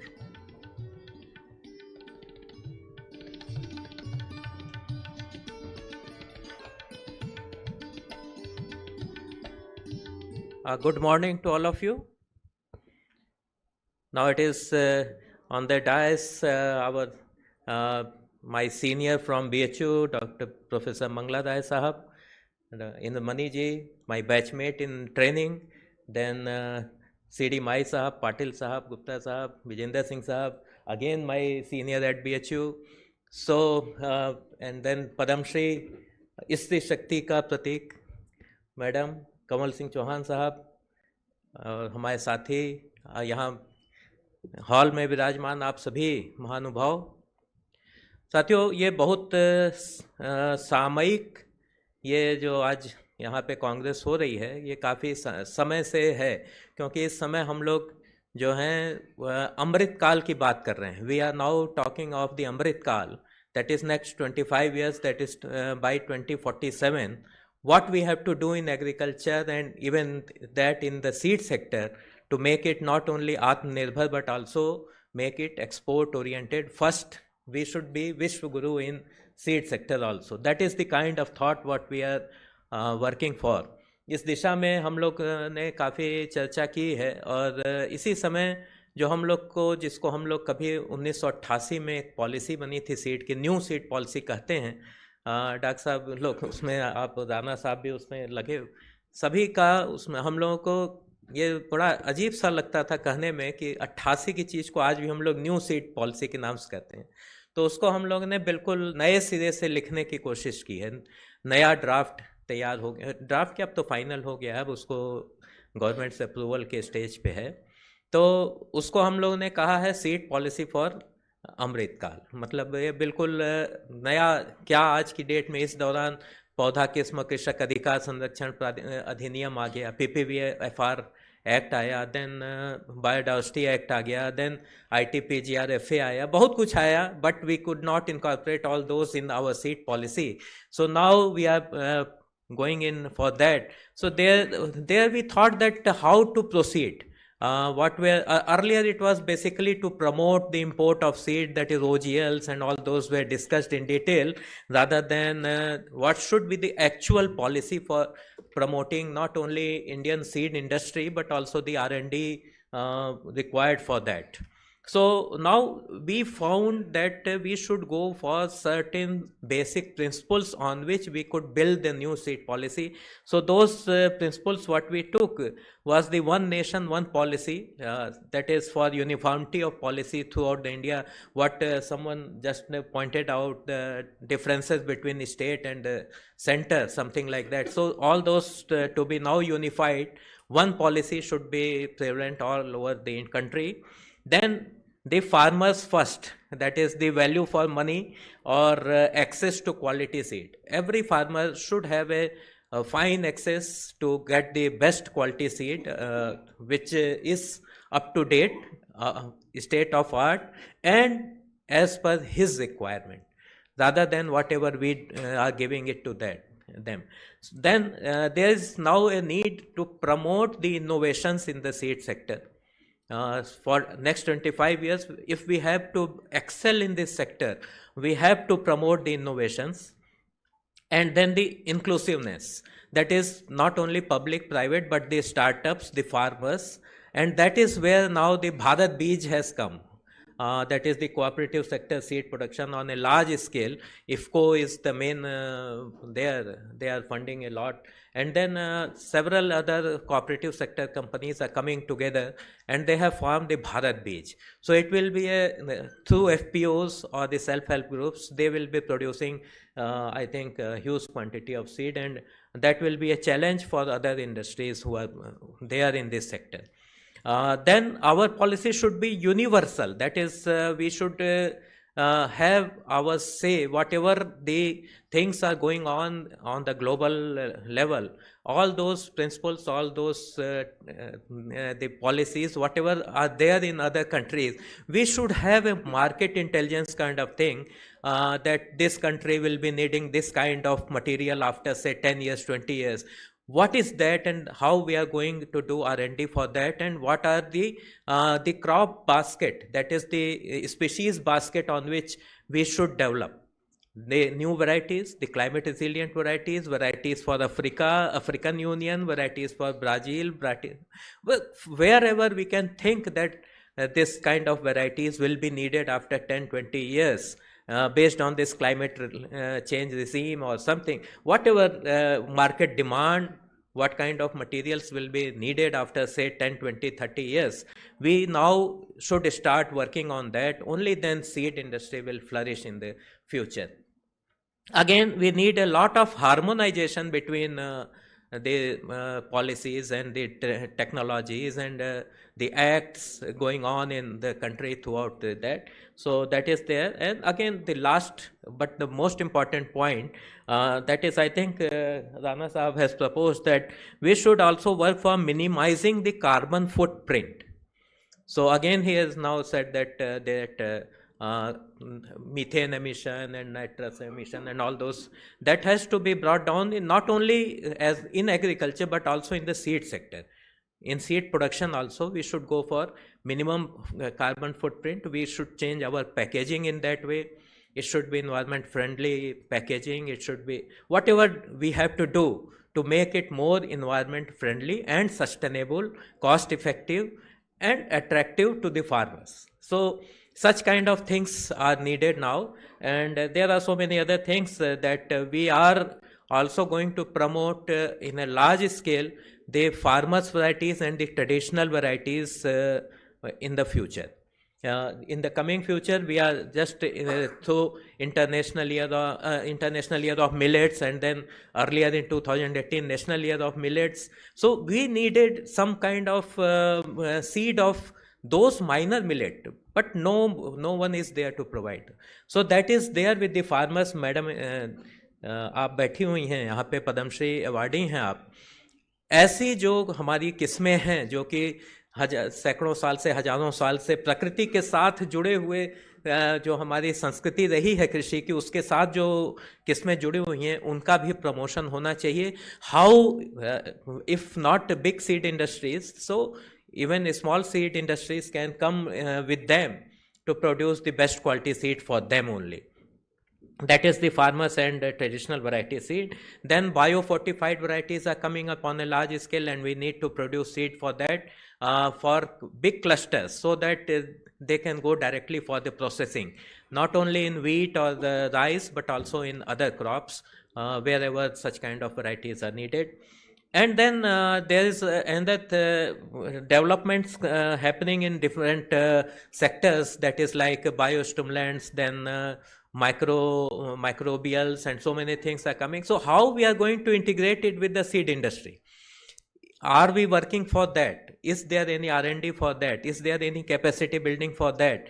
Are we orienting our seed industry towards that? That is also a challenge, and we should take up this challenge, so that by 2047 we can become the Vishwa Guru or the leader in the seed sector as well. So with this, I will be listening to whatever deliberations are going on, and we will try to incorporate all those things in the seed sector development at national level.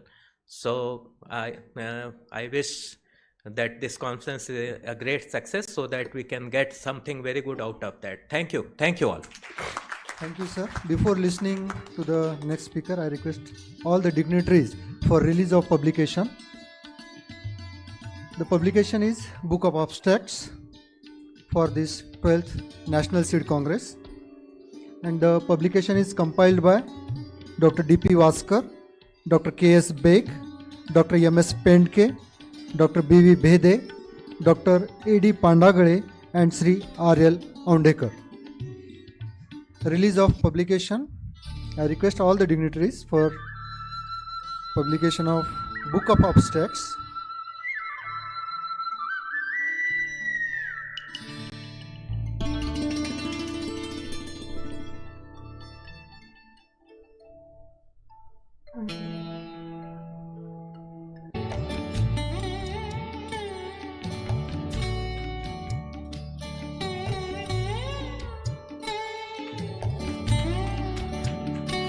This Book of Abstract is prepared under the guidance of Honorable Vice Chancellor Dr. Indramani sir.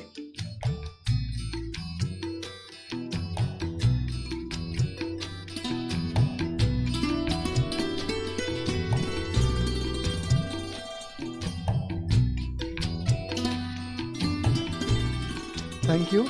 Thank you all. Now, calling upon the next speaker, I request all the dignitaries, considering the time constraint, I request them to be brief and give the wishes for this Congress. Next, I request Dr. S.A. Patil sir, former Director, IIRI New Delhi, to address the gathering.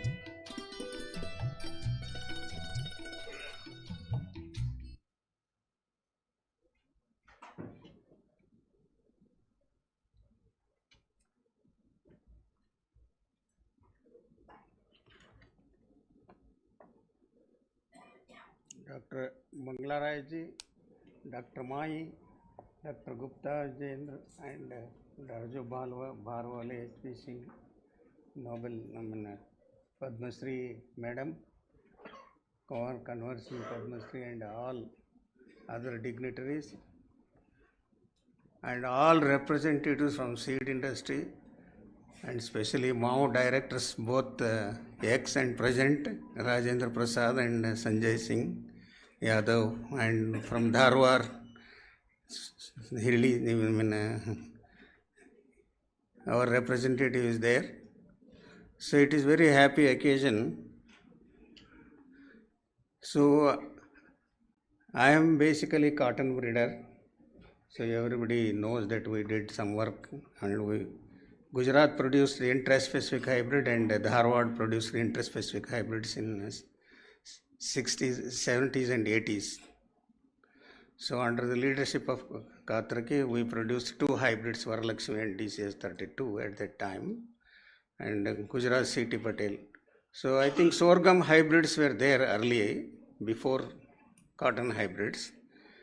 The triggering point was not sorghum, because there was not money in that.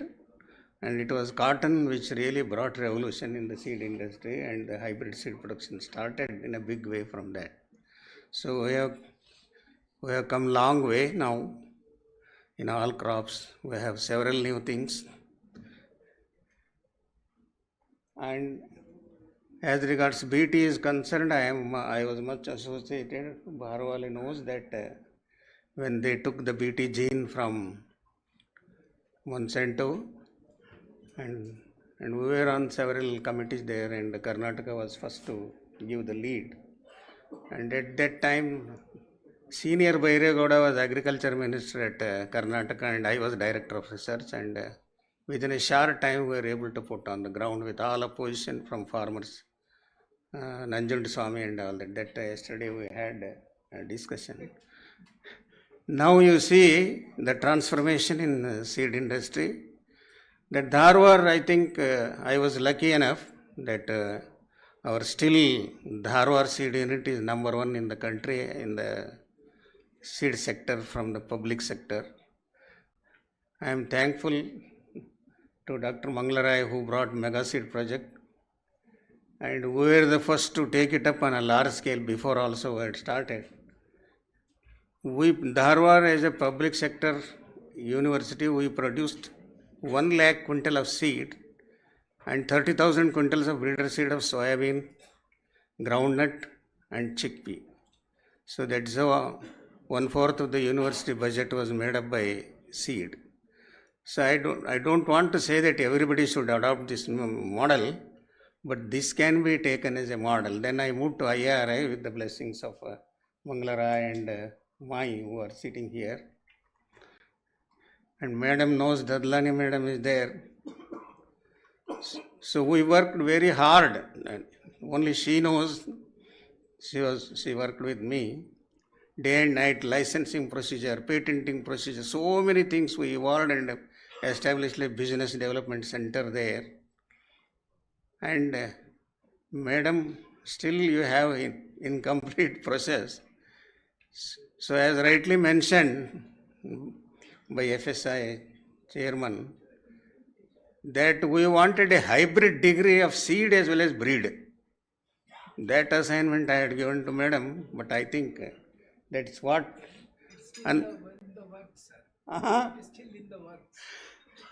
So seed technology people, breeders will comment, oh, to kya hai, vigor, germination, viability, then little bit storage. So, but there is much thing to do there. And I request, because now Indramani himself, I think he had to represent ICR as who has come from ICR, I don't know. Yadav is here. Manglarai can impress. Unless we train our people in all aspects of seed production, we tried much to send at least half a dozen people to international seed units which are advanced in the entire country, so that the university and ICR system can develop similar facilities. So Hyderabad, as you know, that private seed companies, whether MAIK or Rashi or Nuzvido, whatever the international, multinational companies. So as rightly mentioned, without seed nothing can be done, and 10% of agriculture is seed. Whether 10% of grants are given by the government of India? No, not even 1%. How can seed technology or seed science progress? I think there has to be a serious concern. If at all you want to take the seed technology sector of India to the international level, there has to be a separate World Bank project for this. Mega Seed project, it gave a lot of fillip through revolving fund, through so many incentives, infrastructure, etc. So we were successful in promoting Basmati. Kanwar Singh is here. I can still remember the name of participatory seed production farmers, Agarwal, Pritam Singh, Maluk Singh, so many things. They produced thousands of quintals of Basmati seed. As a result, we were able to spread our 11 21 within 2 years on 1 million hectare. That's how the gazetting, etc., Manglarai supported, and today you see 35,000 crores export is there. and hybrid paddy seed production also through MICO and licensing. The foundation seed was produced by MICO at Hyderabad, and we were the beneficiaries. So many things we evolved. Unless university is liberal in accepting the seed industry, वो थोड़ा पैसा बनाता है, वो है ऐसा सोच लिए तो कुछ भी नहीं होता. And your daughter is excellent, but marriage will not happen unless you go and show that she can do something. That was what was happening, and we opened the door through IRI to the seed industry, to the private companies. I think Manglarai supported. I can never forget. So when I explained that what we have done in IRI, but that was the last part of my tenure, you may not believe 50 vehicles were sanctioned by Manglarai to IRI for doing extension to promote all agriculture findings which are. So this is how I think in a magnitude or big scale, if you can think, several experts are there. You are very lucky that I told the name of 3 persons now, Madam Rajendra Prasad, Sanjay, and several others are there who are experts. Shankaran is there, Bhaskaran is there, many from private industry. You can make a consortium of some people and make a draft as to how we can really advance Indian seed sector, whether climate resistance or resilience, whatever you call. Unless you do on the field, nothing will happen. So Hanchinal, I remember here from Dharwar that we did everything through him only. So, and many times it is risky, but risks were taken care of by the administration. So we have all the scope. Now, still now we are working with farmers for seed production.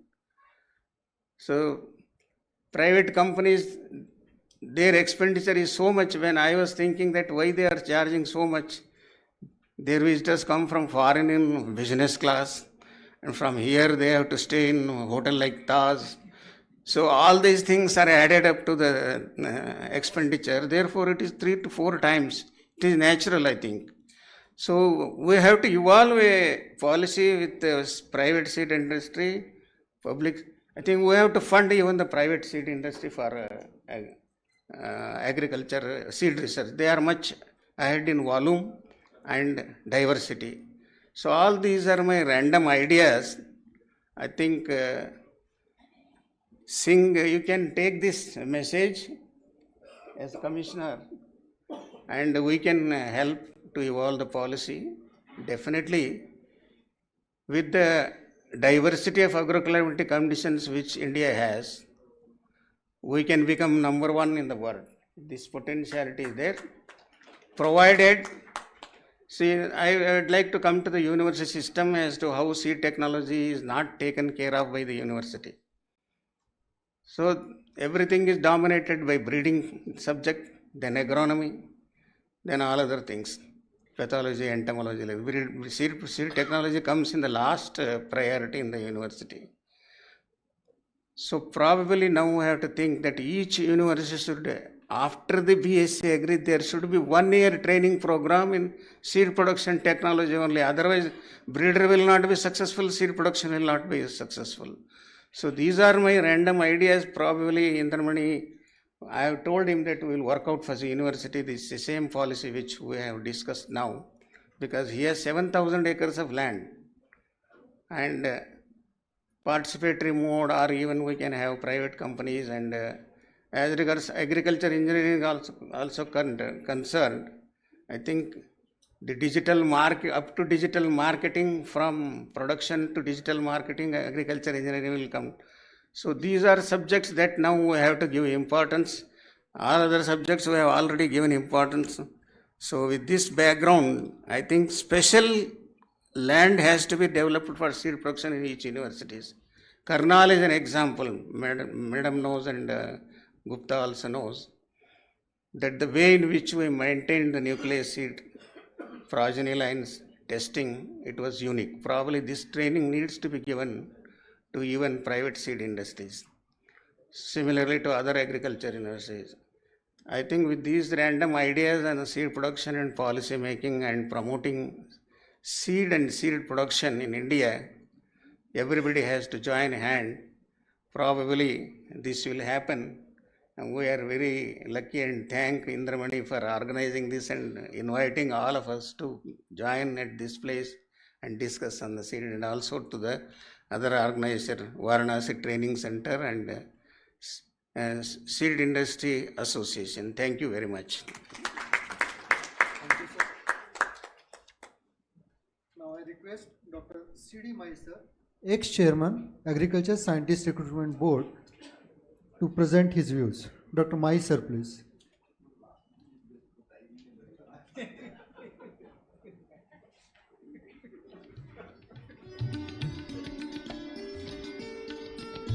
The chief guest of this function, Dr. Mangala ji, the organizing man who has called all of us, Indramani ji, and all dignitaries on the dais.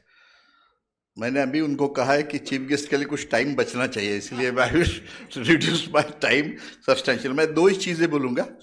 You are in a place where the seed industry is born and the man who did it was his father Rajendra Barwale, Padma Bhushan Badrinaran Balwale, the food Nobel laureate, who created it just about 60 kilometers from here in Jalna, and that too it started with bhindi of Pusa Institute where we all worked. I think this is something unique and I am happy that the organization here. Let me tell you, seed is a very important thing. There are only three things I would like to tell about it. You see, in cotton, it was seed which transformed the cotton. In 1952, we brought Gossypium hirsutum, American cotton seed. In 1972, we got hybrid cotton seed. And in 2002, we got BT cotton seed. And in 2004, fourth change was in 2006. And thereafter now, we are all stagnant, because there is no change in the seed, and that's why the cotton production is now almost stagnant over the years. मैंने जैसे कहा है ना, GM में घर से चले थे हम खुशी की तलाश में, हमें लगा अब हमारा जीएम आ गया, हम कुछ न कुछ खुशी करेंगे. गम राहों में खड़े थे, वो भी हमारे साथ आ लिया, इसलिए प्रॉब्लम्स काफी आ गए. So with these few words, I thank the organizer for calling me here. Thank you sir. इसके बाद मैं पद्मश्री श्री कंवल सिंह चौहान जी से निवेदन करता हूं कि वे अपने विचार प्रस्तुत करें.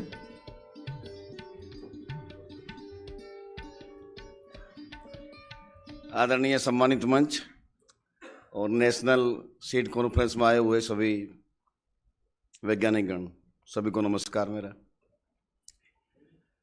हमने 1960 और 70 के दशक में सुना था कि यहाँ अनाज की बहुत कमी है अपने देश में, बाहर से अनाज आता था.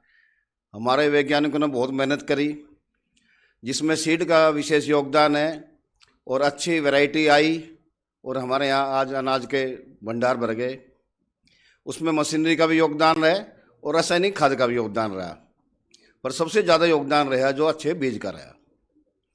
परंतु कुछ समय बाद आज हम देखते हैं कि जो रासायनिक खाद का हमने अत्यधिक प्रयोग करा, उससे कुछ बीमारियां आने लगी मनुष्य में, और साथ में किसान भी लाभ में नहीं रहा. तो अब हमारे पास जो टास्क बचा है, जो करने योग्य कार्य बचे हैं, वो ये हैं कि अच्छे बीज जो बिना रसायन के भी हो सकते हैं, उनकी आविष्कार करना, उन पर काम करना. दूसरा, रासायनिक खाद का विकल्प ढूंढना. रासायनिक खाद का क्या विकल्प हम ढूंढ सकते हैं? जैसे बहुत से लोग इस लाइन में आए हैं, कोई गौमूत्र से बता रहे हैं, कोई गोबर से बता रहे हैं, कोई किसी तरह की किसी भी तरह से इसका विकल्प हम वैज्ञानिकों को ढूंढना है, और साथ में वे पुराने बीज जो बिना रसायन के भी उत्पादन देते हैं, उनको भी ढूंढना है. ये करने योग्य कार्य है. धन्यवाद. धन्यवाद चव्हाण सर. यानंतर मी पद्मश्री श्रीमती राहीबाई पोपेरे यांना आपले विचार व्यक्त करण्यासाठी आमंत्रित करतो.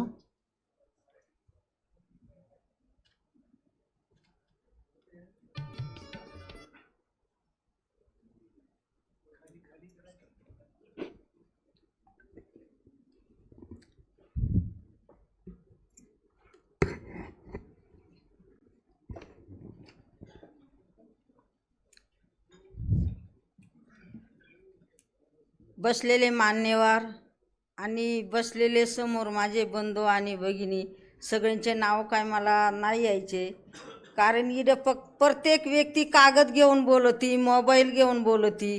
मला ते काहीच कळत नाही, कारण मी शिकलेलीच नाही. तर मी काय घेऊन बोलणार आहे आणि एवढ्यांचे नावं कसे लक्षात राहणार आहेत. तर सुरुवातीला सगळ्यांना माझा नमस्कार. आता याच ठिकाणी बोलावलं, आता बरेच व्यक्ती बोललेत माझ्यापेक्षा, पण माझं एक म्हणजे मी काही शिकलेली नाही, पण मी एक मातीचं नातं जोडलं आणि एक समाजसेवा घेतली, म्हणून आज तुमच्यापासून शिक्षण तर नाही मला कधी घेता आलं, एकही दिवस शाळेत नाही गेले, पण आता रोज एका कॉलेजवर मी अशी उभी राहते. आणि आज इथं बोलवलं मला. आता मी म्हणते असे जोडधंदे प्रत्येकानं केले पाहिजे. आता मी स्वतःच्या घरात अनुभव घेतला, हायब्रिड खाण्याचा, गावठी खाण्याचा, केमिकल खतं औषधांचा स्वतःच्या घरात घेतला, स्वतःपुरतं केलं. मला माहीत नव्हतं एवढं मोठं होईल, एवढं समाजापासून जाईल, पण मी एक खंबीरपणे कंबर बांधून उभी राहिले ह्या कामाला. मला ह्या कामामध्ये खूप अडचणी दिल्या, मला कंपनीवाल्याने अडचणी दिल्या, मला कृषी सेवकांनी सुरुवातीला अडचणी दिल्या, म्हणजे बऱ्याच काय अडचणी शेतकऱ्यांनी पण दिल्या. आता काय म्हणे आमचे एवढे दुकानं कंपन्या सगळं काय आहे, आणि रायबाई काय बिनी शिकलेली सांगते का सेंद्रिय शेती करा म्हणून, पण आज त्या सेंद्रिय शेती का सगळं जग वळलंय. आणि हे काम करताना मी फक्त एक समाजसेवा म्हणून केली, कधी पैसा म्हणले नाही, कधी फायदा म्हणले नाही, इथपर्यंत काम जाईल म्हणून नाही, पण स्वतःपुरतं केले. बचत गटांना सांगू लागले, नातेवाईकांना सांगू लागले, तेव्हा पण लोक मला खूप नाव ठेवू लागले, खूप हसू लागले, पण किती हसले तरी मी माझं काम सुरूच ठेवलं. आणि सुरुवातीला मला माझ्याच घरातून अडचण आली ह्या कामाला. मी ज्या वेळेस माझ्या स्वतःच्या घरातलं बंद करायला लागले, सेंद्रिय हायब्रिड बेणं, केमिकल खतं, औषधं, माझ्याच घरामध्ये आजार सुरू झाले. तर मला 20 किलोमीटर 10 किलोमीटर पाठीची बाळं बांधायची आणि पायी जावं लागायचं. हा अनुभव मी माझ्या घरात दवाखान्यात जाता जाता एक दिवस विचार आला, घरात आजार येतात कुठून. दुसऱ्या दिवशी आले, मी माझ्या शेतीमध्ये फिरले आणि एका आंब्याच्या झाडाखाली बांधावर बसले. त्या बांधावर बसून मी अभ्यास केला, आपल्या शेतीमध्ये आपण पहिलं कोणतं बेणे पेरत होतो, आता कोणतं पेरतोय, पहिले कोणतं खत औषधं तर नव्हतेच, पण आता किती प्रकारचे खत औषधे देतोय. हा बांधव बसून मी अभ्यास केला. त्या बांधव बसून माझ्या लक्षात आलं का केमिकल खतांमुळं औषधांमुळं आजार सुरू झाले. मी माझ्या घरातलं बंद करायला लागले, पण सुरुवातीला माझ्याच घरातून मला खूप मोठा विरोध झाला, खूप काही बोलू लागले. आणि असा परिणाम माझ्याच घरामध्ये एक घडला का माझा एक नातू आजारी झाला आणि त्याच्या का मी दुर्लक्ष केलं. मला खूप राग आला होता, मी दुर्लक्ष केल्यामुळं त्याचा असा आजार वाढला का तो अकोल्याला 5 दिवस ॲडमिट, संगमनेर, नाशिक, मुंबईला न्यावा लागला. आणि तिथून पुढं मग माझा तो दीड महिना दवाखान्यात होता मुंबईला, तर 1.5 लाख रुपये लागले. हा परिणाम माझ्या स्वतःच्या घरात घडला. आणि मग माझं स्वतःचं कुटुंब मी सांगेल तसं ऐकायला लागलं. मग माझं घरातलं मी सगळं सेंद्रिय शेती पिकू लागले.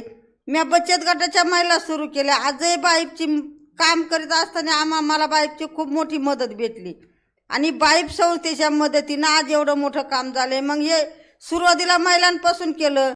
सेंद्रिय शेती आम्ही घरच्या घरी करू लागलो. आता लोक म्हणतात सेंद्रिय शेती का पिकत नाही, का बरं पिकत नाही, पिकती. हायब्रिड बेणं दरवर्षी घ्यावं लागतं, दरवर्षी पेरावं लागतं. आणि हे गावठी बेणं हे जुनं ते सोनं आहे, हे कसदार आहे. कारण तुम्ही विचार करा, तुम्ही शिकलेले आहात, मी एक शिकलेली नाही, पण जुन्या माणसांना किती आयुष्य होतं आणि आता किती आयुष्य आलंय. सुरुवातीला तर एवढं सोयी नव्हती घरामध्ये, शेतामध्ये जायच्या, रानभाज्या आणायच्या, त्या रानभाज्या बिन तेलाच्या बनवायच्या, तरी त्या भाज्यांना चव होती. पण आता तेलात तळलेल्या भाज्यांना चव नाही. मग हा विचार कोणी करीतच नाही, पण आता हा विचार गावोगाव सुरू झालाय. तर मग मला असं वाटतं का असे विद्यापीठ आहेत, भरपूर त्याच्या शास्त्रज्ञांनी आहेत, आणि सगळी जर हे काम प्रत्येक गावामध्ये सुरू केलं तर आपलं ताट खरोखर विषमुक्त झाल्याशिवाय राहणार नाही. आणि जोपर्यंत गावठी खाणं होतं तोपर्यंत माणसं सकाळपासून संध्याकाळपासून काम करीत होती, कधी दम लागत नव्हता. 105 वर्ष 107 वर्ष जगत होते ना, आता 50 ते 60 वर्ष येत नाही. आता आले अटक, झालं हे झालं ते आजार. मग हा कोणी विचार करीत नाही, तर हा तुम्ही आम्ही सगळ्यांनी विचार केला पाहिजे. मला प्रत्येक विद्यापीठाची मदत पाहिजे. हे देशी बियाणं प्रत्येक शेतकऱ्याच्या बांधापासून गेलं पाहिजे, प्रत्येक शेतकऱ्यांनी हे पिकवलं पाहिजे. आणि प्रत्येक मी माझ्या गावामध्ये सुरुवात केली. आमच्या परिसरामध्ये आता 4-5 बँका तयार झालेत बाईपच्या मदतीनं. बाईप संस्थेने खूप मला मोठी मदत दिली आणि त्यांच्या मदतीनंच हे काम समाजापासून गेले. तर आता आमच्या बाईपच्या मदतीनं 3,500 महिलांबरोबर काम चालू आहे. 150 गावांमध्ये प्रत्येक गावात 100, 200, 500 शेतकरी असे तयार झालेत. मग असे प्रत्येक गावात का होऊ नये? आणि ही काळी माती आपली आई आहे, हिचं आरोग्य का आपण राखू नये? हिचं सुद्धा आरोग्य आपण सांभाळलं पाहिजे. आता काही गावांना मी पाहते नुसता ऊसच आहे, काही गावांना नुसती कपाशी आहे, काही ठिकाणी नुसती तूर आहे. मग आपण सगळे पिकं घेतले पाहिजे. आपण एक पीक गेलं तर दुसरं पीक आपल्या पदरात पडेल. मग आपण सगळे पिकं शेतामध्ये घेतले पाहिजे. आपण निसर्गाला धरून चाललं पाहिजे. आपण कंचे पिकं कधीही घेतो आणि कोणतं बियाणं कधीही पेरितो. मग आपण बदललो तर आज निसर्ग सुद्धा बदललाय. कधी गारपेट होती, कधी पाऊस पडतो. मग आपण निसर्गाला धरून चाललं पाहिजे, निसर्गाला धरून पिकं घेतले पाहिजे आणि निसर्गाला धरून काम केलं पाहिजे. आता आमच्या ग्रामीण भागामध्ये गणपतीपासून पाऊस नव्हता, आता पाऊस पडला तर सगळी नुकसान करून टाकली. आणि मग आपण त्याच्यामध्ये आता माझ्यावाला म्हणलं तर देशी बियाणं 19 जातीचा वालघ्यावडे, 16 जातीचा आमच्या बाईपच्या मदतीनं भात केलंय. नाचणी, वरई हे भरड धान्य आता गावोगाव हे भरड धान्य उत्सव घेऊन राहिले, शाळेमध्ये सुद्धा घेऊन राहिले. का तर शाळेच्या मुलांना सुद्धा हे माहिती पडलं पाहिजे. मग अशा गावोगाव बीज बँका तयार झाल्या पाहिजे. माझ्या शेतकरी बंधूला गावातलं बी गावातच भेटलं पाहिजे आणि ते विषमुक्त पाहिजे. हे मी सगळं माझ्या शेतामध्ये करून दाखवलं. मी 4 जाती हायब्रिड भात लावले, 4 जाती गावठी भात लावले. रासायनिक खत ना दिल्यामुळं गावठी पिकाला भाताला दाणे आले आणि हायब्रिड भाताला रासायनिक खत ना दिल्यामुळं त्याला दाणे लोंबी सुद्धा आली नाही. एका बीपासून किती वाढव होतो, एका बीला किती उत्पन्न निघत आहे हे मी माझ्या स्वतःच्या शेतात करून दाखवलं. बचत गट येऊ लागले, गावोगाव शेतकरी गट येऊ लागले आणि ह्या कामाचा आता खूप मोठा प्रसार झाला आहे. तर आता मी जरी शिकलेली नाही तरी बेसागरीची मुलं माझ्याकडे शिकाय येतात. आता 2दा फोन आलत्या, उद्या तुम्ही घरी येत का म्हणून. आता मी मुलं आले का भरपूर येतात, 1-1, 2-2 लक्झऱ्या. रस्ते नाही अजून माझ्या गावाला तरी येतात. मी म्हणते आजी आम्ही शिकाय आलो. आजी शिकेल नाही तर तुम्हाला काय शिकवणार आहे. पण मी एक ह्या मातीचं नातं जोडलं. तुमच्याकडे जे ज्ञान आहे, जे नॉलेज आहे हे आम्हाला शिकायचंय. मुलं येतात, बघतात, शेती पण तिरच आहे आणि बीज बँका पण तिरच आहे. हे सगळं मुलांना बघायला आवडतं आणि ते मुलांना मला तर असं वाटतं का प्रत्येक गावात 1-1 रायबाई तयार झाली पाहिजे, प्रत्येक गावामध्ये 1-1 बीज बँका तयार झाली पाहिजे. पैशाच्या बँका भरपूर आहे पण पैसा कोणी खाऊ शकत नाही. मग हे आपलं मुख्य अन्न आहे ना, हे अन्न चांगलं पाहिजे. मग याच्यासाठी प्रत्येक विद्यापीठाने मला मदत केली पाहिजे. जे त्याच्या क्षेत्रामध्ये जे त्यांनी हे काम सुरू केलं पाहिजे. आणि ही काळी माती आपल्या अन्न देती माते, ही काळी आहे आपली माते. पैसा कोणी खाऊ शकत नाही पण आपण अन्न खातोय. मग आपली माती वाचवली पाहिजे खरं म्हणलं तर. आणि माती जर संपली तर तिला आपण कोण डॉक्टर आणणार आहे, कुठला वैद्य आणणार आहे. आपण आजारी झालो तर कुठं तरी जातो एखाद्या हॉस्पिटलमध्ये, पण माती संपली तर आपण काय करणार आहे. मग तुम्ही आम्ही मिळून ह्या सगळ्यांनी मातीचं आरोग्य राखलं पाहिजे, ही माती सांभाळली पाहिजे. आणि पुढच्या पिढीसाठी हे देशी बेणं, गावरान बेणं हे पुढच्या पिढीसाठी तुम्ही आम्ही सगळ्यांनी सांभाळलं पाहिजे. असे मी प्रत्येक ठिकाणी, प्रत्येक विद्यापीठाला, प्रत्येक शेतकऱ्यांना एक आवाहन करते का आपण ही माती सांभाळली पाहिजे. इथून आज आपण पाहतो समाजामध्ये किती आजार सुरू झाले आणि हे कुठून आलेत, कोणी आणलेत, कुठं होते. याच्यावर कोणी विचारच करीत नाही. आपण आपल्या ताटामध्ये काय खातोय, काय ठेवितोय हे सुद्धा विचार नाही आपल्याला. मग हा विचार केला पाहिजे. तुम्ही 10 भाज्या खायचे तर 2च भाज्या खा, पण चांगल्या खाणं, आरोग्य चांगलं ठेवा. मी म्हणते ज्याच्यात चमक आहे त्याच्यात धमक नाही आहे. जे दिसायला चांगले ते आरोग्याला घातक आहे. आणि आपण जे आरोग्याला घातक आहे तेच घेऊन राहिलोय, तेच खाऊन राहिलोय. मग हे काम आम्ही केलं पाहिजे. प्रत्येक गावात एक एक बीज बँका तयार झाली पाहिजे, एक मातीचं आरोग्य राखलं पाहिजे. असं मी माझ्या प्रत्येक विद्यापीठाला, कारण तुम्ही तेवढे शिकलेले, तुम्ही तेवढे शास्त्रज्ञानी, मग हे आता इथून पुढं तुम्ही सांभाळलं पाहिजे. शेतकरी बंधूंना सांगते सगळे पिकं घेतले पाहिजे. एक पीक गेलं तर दुसरं पीक आपल्या पदरात पडते. आपण कोणतं तरी एकच ज्याच्यातून पैसा भेटेल ना तेच पीक घेतो. आणि ते पीक गेलं किंवा नाही बाजारभाव भेटला तर शेतकरी परत कर्जबाजारी होतो. भरड धान्य का आता प्रत्येक ठिकाणी जे आपलं मुख्य अन्न हे आपण पेरीतच नाही, आपण करीतच नाही, आपल्या ताटात येतच नाही. भात असेल, बाजरी असेल, ज्वारी असेल, तूर असेल, मठ असेल, मूग असेल, हे खाल्लं पाहिजे माणसाने. आणि प्रत्येक शेतकऱ्याच्या दारात एक एक देशी गाय पाहिजे. कारण देशी गाय आता बहुतेक दिसतीच नाही. देशी गाय ही लक्ष्मी आहे. देशी गायच्या शेणात लक्ष्मी आहे. देशी गायच्या गोमतीरामध्ये सरस्वती आहे. आणि प्रत्येक शेतकरीने आपल्या दारात एक एक देशी गाय पाहिजे. तुम्ही किती गाय पाळा दुधासाठी, पण एक एक लक्ष्मी दारामध्ये पाहिजेच. अशी मी सगळ्यांना एक आवाहन करते. माझ्याकडून काही चुकलं असेल तर मला माफ करा, आणि चांगला असेल ते नक्कीच घ्या. आता इथून निघाले फोटो काढाय खूप गर्दी होते, पण मी समाजाला सांगते माझे फोटो नका घेऊ, पण माझे विचार बाकी नक्की घ्या तुम्ही. धन्यवाद.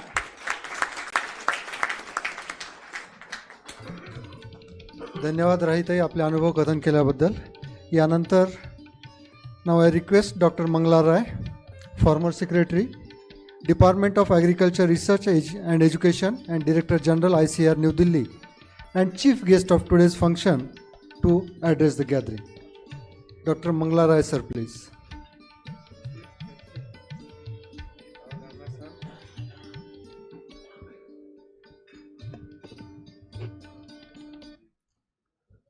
कुलगुरु सहित मंच पर विराजमान समस्त विशिष्ट अतिथिगण, अधिकारीगण,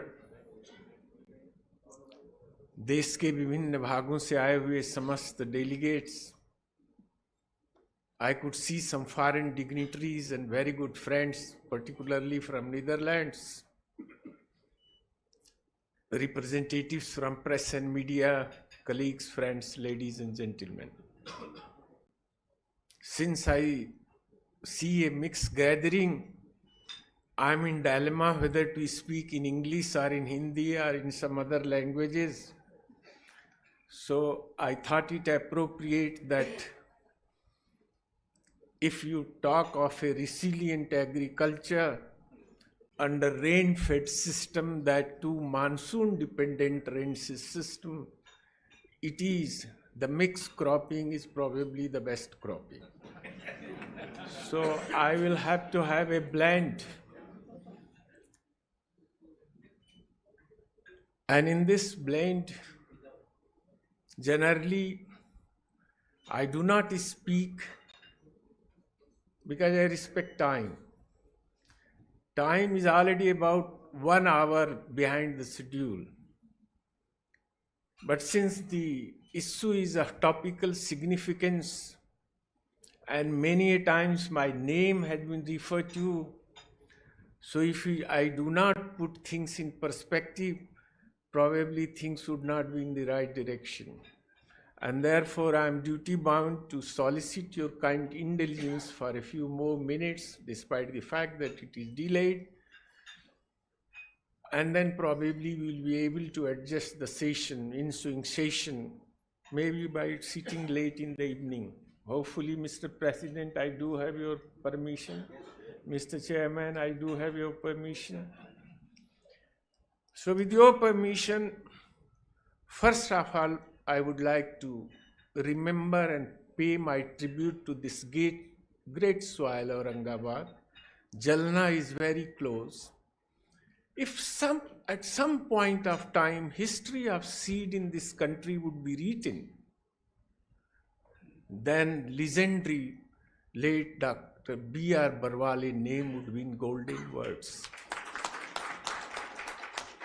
My very distinguished old friend, and always scintillating and vibrating, that is why I call him quite young. And you know Professor C.D. Mai, as he referred to, ladies Pusa Savni. And when I was coordinator, I'll see early 80s, Professor Mai was in Parbhani, and since then we are close friends discussing I'll see it. And Barwale Sahab used to go there to attend the workshop, and MSF 1 in Hyderabad workshop, and that workshop is in Rice Directorate, was released for the first time from the private sector. KBSHN and BSH1 from Bangalore were there. But when this private sector came into being, then virtually the sunflower started growing. And in Punjab and Haryana, 90,000 hectares were brought to bear on oilseed productivity fund because of these efforts. So one thing, when there was a revolution with the kind of seed which was brought about, but the disaster was created at the same time when spurious seed was brought into and plowed back in Punjab and Haryana. So once there is a history of glory, at the same time, if you do not do the right job in right perspective, then it touches the bottom rock. So my tribute to Barwale Sahab, more so, not only that he helped enormously, it was he and he alone. When hybrid research and development came into being, then Barwale Sahab gave assistance to ICR for developing hybrids in a self-pollinated crop like rice. And I remember, Raju, almost 3 crores he gave. Yes, at that time. So my tribute to him. I'm a great contribution to the cause of agriculture, to the cause of agriculture, to the cause of agricultural transformation in this country. This second legendary again, Mr. Yadav is heading as director. I would not forget the name of Shyamlal Yadav. He was Honorable MOA Minister at that point of time. This institute was built up in there because of his effort. Of course, we were behind. I was ADG seed at that point of time because I was the first ADG. It started with my selection. And then we developed that EFC. And Kumar was the head seed technology IRI. And Rama Rao was the joint secretary. And what aspiration we had. We had seen what kind of situation the globally demands on seed technology research and development. We were looking into as to what biotechnical tools are going to play a vital role. What kind of seed saplings and planting materials should be in the offing. And keeping all that in view, that was established. If you look back, that institution, that is indeed a monumental institution. I would like to pay tribute to all those. Neither Kumar is there, nor Shyamlal Yadav is there. But the kind of position, the kind of equipments, the kind of manpower which was required was not provided, and consequently the much desired work did not come from that institute. It's a different matter that half of that building you have given to ERI now, but even the half of that is not able to serve the cause of science and society. I would very earnestly request the Agriculture Commissioner to kindly look into this. And to Agriculture Commissioner, because I has hold the charge of Agriculture Commissioner, this position has gone to other people. These were no more diplomats. You look back to the history. I would like to pay tribute again to Chaturanand Mishra ji. When he was the minister, I solicited in indulgence. And then again the technocracy was brought about.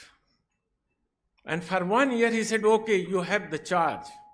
And thereafter Hajra came as agriculture commissioner, then Dr. Mai came, and now you are holding the position. These positions are indeed extremely important for agriculture transformation of this country. The third thing, as my name was referred with respect to Patil, Dr. Gupta is mentioned. Yes, it is, no, Misra ji, the Vice Chancellor, yes, it is true.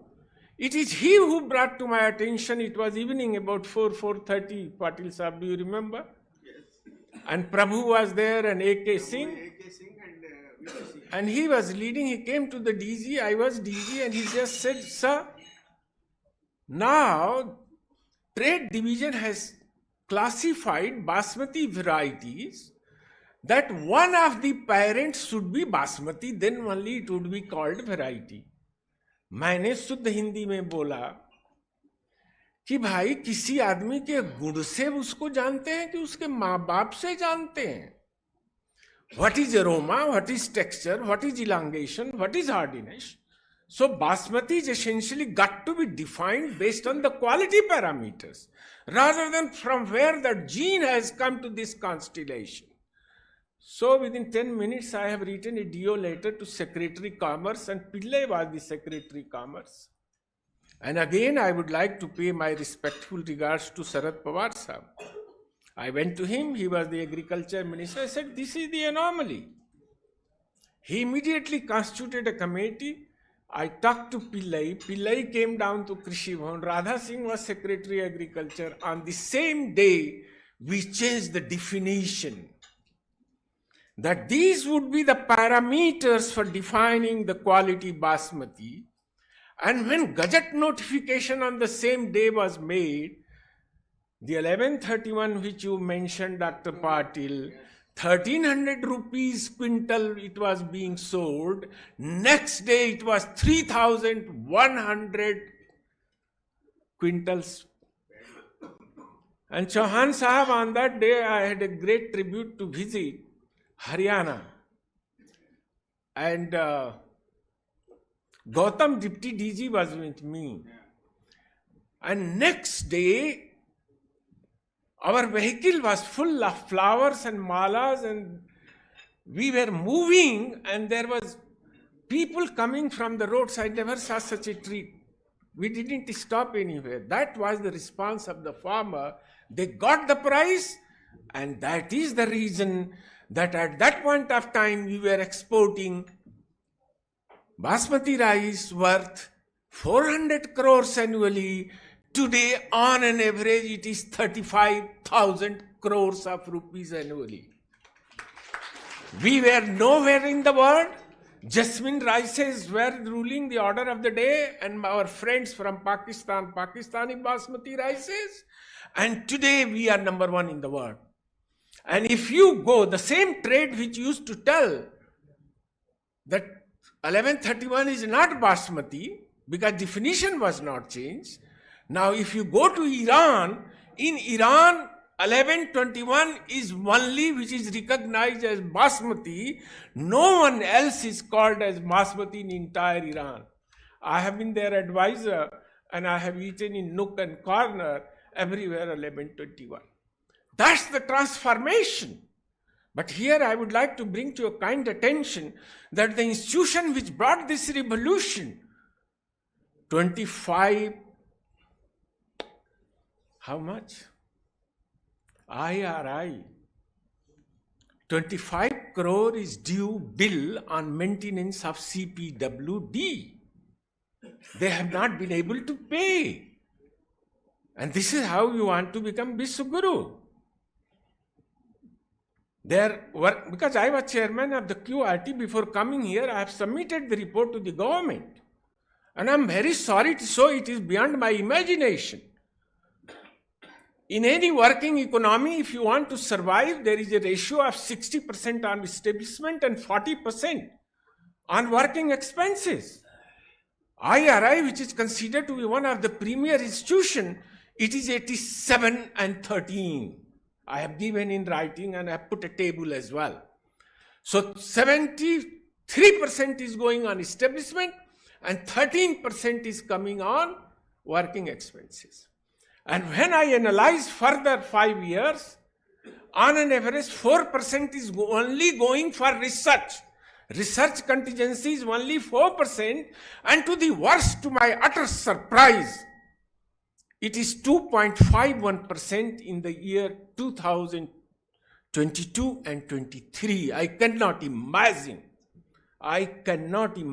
beyond my comprehension. So I have written very categorically that this should be brought to the kind attention of the Honorable Prime Minister. I made it a point that it should be done within a week, but unfortunately or fortunately, the leadership at Agriculture Minister's level otherwise could have got it done before coming here. Because these are very serious issues. And this essentially brought to bear. One has to say spade is spade if you want to really make a development. Because you are the best friend if you say what is right and what is wrong.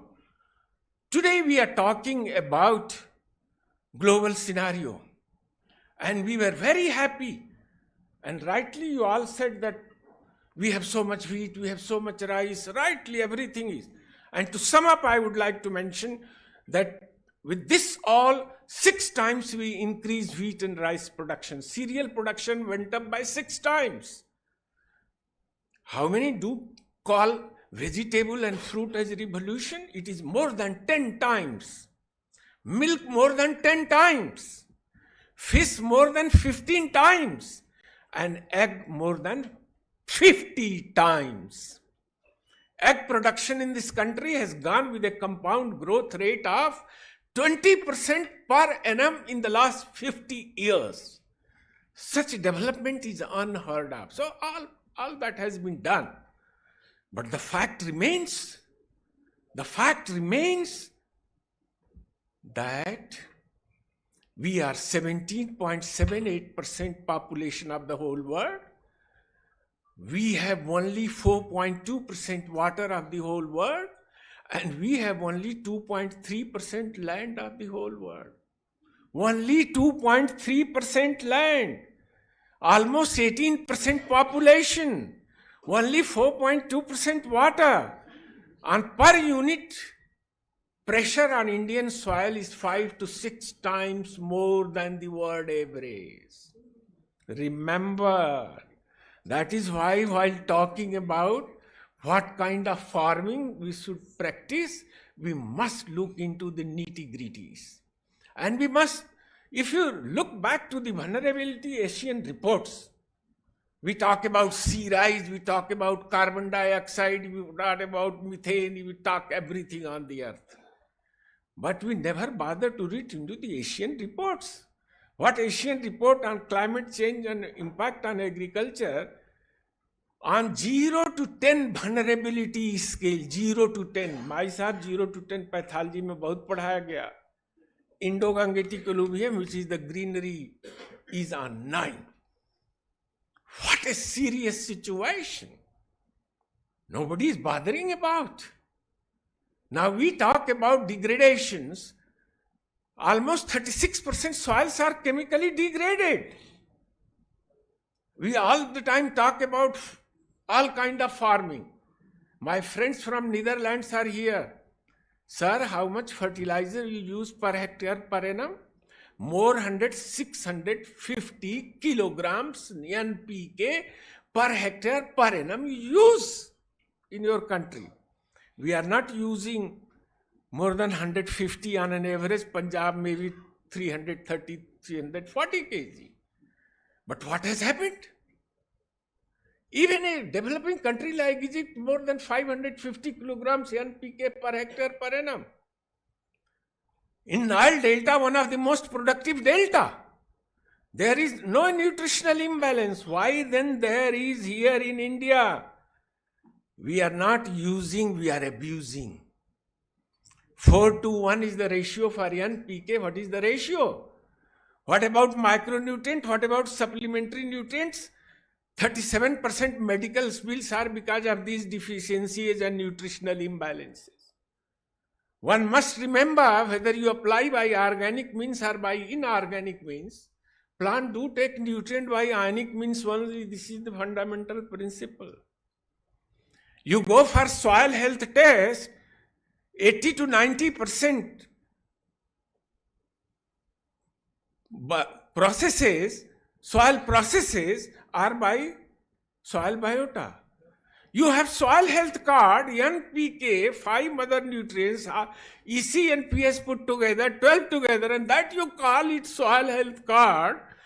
And 80 to 90% which is because of soil biota is not there. Then what kind of soil health card you have got? The precise point which I am trying to drive home is, please look into these. Because the way climate is changing, climate was changing, climate is changing, climate is bound to change, but the way it is changing, should it change the way it is changing?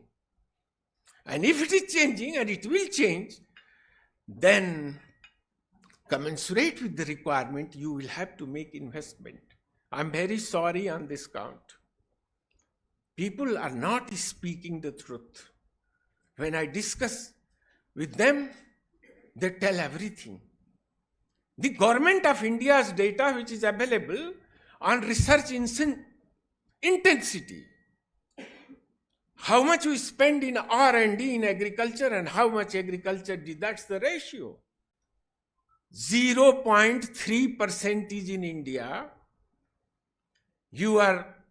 And most populous is China, it is just double, 0.6. And 1 to 10% population in developed economies is there in agriculture, including United States of America. They spend 1 to 2%. And we want globally to be competitive. The kind of biotechnological tools, the kind of gene editing, the kind of transgenic technologies. I don't say what is right and what is wrong, but you must look into the science behind it. Whether you like or you don't like, today or tomorrow, transgenic culture in agriculture is going to be the order of the day. Because to manage these, say for example, temperature is increasing in 100 years, it has increased about 0.6 degree. Now almost 1.5 degree it is likely to go in 100 years. But do you know there are certain bacteria and viruses? There are bacteria which thrive at 112 degrees Celsius. क्यों भाई साहब? Boiling point पर भी survive करते हैं. So that's the possibility. Bacillus thuringiensis is a microorganism and BT gene you have taken about. Today you are talking about it is a transgenic. For 50 years you have been using that. When you are taking RNA vaccines and DNA vaccines, you never remember what it is. You never remember. Nobody talks about. So the very precise issue is science and technology should be brought to bear. Yes, of course. Risk assessment based release should be order of the day. Now the new technologies which are there, say for example, that is why I am trying to draw your kind attention. You have released 72 varieties and you do say that these are the first fortified varieties. It's a different matter that fortified varieties have been coming on and off there, if you look back to that. But anyway, that's not the dispute. The dispute is that these are essentially derived varieties. Means this is with respect to one gene or one trait. How are you going to certify your seed when there is no phenotypic variation? Tell me. So it's a laughing stone. As simple as that. Are you looking into? So I am giving a suggestion, my friend. For 2 years I am listening this. Marker assisted technology develop immediately. So that you can say that this is X variety, because you have changed the name and you have had Gazette notification. As per Indian Seed Act 1966, you have Gazette notification and Rule Regulation of 1969. So once you have a Gazette notification, seeds can be produced anywhere in the Indian territory, but you have no effective mechanism to certify that seed. Why did you not think about it? You should have thought about it. At least do it now. Now you want to be a Vishwaguru, I would be happiest man, please be there. Japan, what is the seed standards? On seed-borne diseases, what is the seed standards in Japan? Your blue book you read, PK Singh, 99.9, 98.5, 99.99, this is what is written. In Japan, do you know what is written? 100.00. So tolerance limit is 0.0. If one plant is having a disease, which is seed-borne, it is bound to spread. So you learn this from these developed economies. At least good thing. Say for example, seed certification there in United Kingdom, UK. Cambridge is a small place, they train people, they give a license. But who does the seed certification? It is the private sector. What do? They just take samples and they assess whether you are doing a right job or wrong job. If you are doing, then there is a heavy punishment. And then things are going well. Say for example, seed certification, there is no need of grow out test there. What is the system? You have this genetic purity, you have physical purity, etc., etc., etc. And if germination standard is X, even you can give the seed for sowing, and if it does not germinate and it fails any minimum prescribed standards, you will have to compensate to the farmer. It's working. The precise point which I am trying to drive home is that the way science and technology and paradigms is system, there is no barrier to gene flow across plant and animal kingdom. And as you go along, far more product based on gene editing technology would be available. Be it autogamous or allogamous, hybrid culture in agriculture would become the order of the day as you go along. And numerous combinations and constellations. The very basic tissue culture, if you want disease-free planting materials, tissue culture planting materials will become the order of the day. As far as the standards are concerned, we are lagging far behind. Therefore, there is a need to work on this. Since we are already late, I will finish by telling only one thing. Mega seed project was mentioned. What happened? I had proposed a budget of 200 crores as Secretary and DG ICR from my budget. Planning Commission did not care for 8-9 months. With the grace, and that is why I pay gratitude. This I have been not telling and not writing. But since you have referred to, then Dr. Norman Borlaug was here and I have taken Borlaug to Prime Minister, Honorable Prime Minister Manmohan Singh ji was there. So Manmohan Singh asked a question to Borlaug.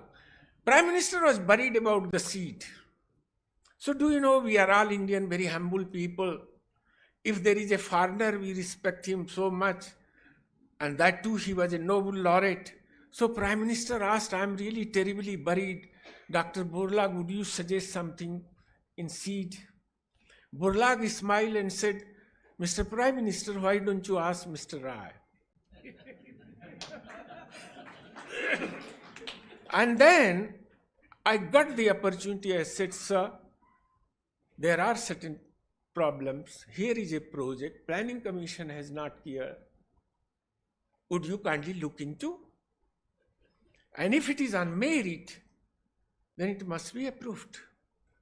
Next day, Borlaug, myself and Justice Burma and Montek Singh Ahluwalia, he was the deputy chairman, we all were going to Pantnagar because everybody was awarded Padma, वो क्या बोलते हैं उसको, degree, DSc, honoris causa. So there was a charter plane. So we had a discussion. Montek said, okay, I will have a meeting. And then full planning commission was called for, except Prime Minister. And all the 7 members were called. JNL Srivastava, Secretary Agriculture, he was also there. And then I made a presentation, 80 minutes presentation. All the 6 members, including the deputy chairman, agreed. But one member who was to deal with science and agriculture, he was adamant. तो मांटेक सिंह ने मेरे को आंख मारा कि क्यों राय साहब, मैंने कहा हुजूर 1 लाख कम कर दीजिए। तो वो प्रोजेक्ट 1 लाख में। Why I am mentioning this? I am simply because of the fact mentioning this, that for the first time in history of India, mother orchard in horticulture, 75 crores were allocated there. From where you could have had planting material in this country in horticultural crops if there could not have been mother orchards. Planning Commission has rejected because great stalwarts are there. Similarly, only Jayantu Rohu was there as a hybrid in, because they were not knowing the concept. Brood stock concept was brought about and 25 crore was given, and from there brood stock collection and quality seed production in fisheries started, my friend. And then you have inland aquaculture growth in this country. So at the long last, I will give a message through this project, while remembering and praying gratitude to all these people who helped, कि सोमनाथ पर मोहम्मद गजनवी ने गलत काम के लिए 17 बार attack किया। सही काम करने के लिए सीड एसोसिएशन और सीड साइंटिस्ट को अगर सरकार पर 70 बार अटैक करना पड़े तो कभी चूकना नहीं चाहिए। I have mentioned this. This is nothing personal. I may be here tomorrow, he may be there, day after tomorrow another government will be there. But this agriculture and the farm and the farming community would be there. It's a question of our survival.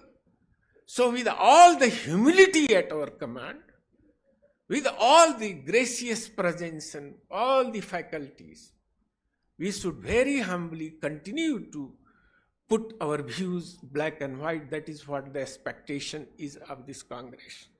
Finally, I would like to say, the only impossible in this world is what we cannot think and work upon. What we can think and we can work upon is possible. I would mention, और हिंदी में इसको बोल दे रहा हूं, जो भी आज ज्ञान है वो अनंत का रंच मात्र है। किसी भी देश और काल में जितना भी ज्ञान होगा वो रंच मात्र ही होगा, क्योंकि ज्ञान अनंत है। और बौद्धिक संपदा अधिकार के परिवेश में, क्योंकि दुनिया में बौद्धिक संपदा अधिकार है, तो ज्ञान जो है अनंत है, तो धन भी अनंत है।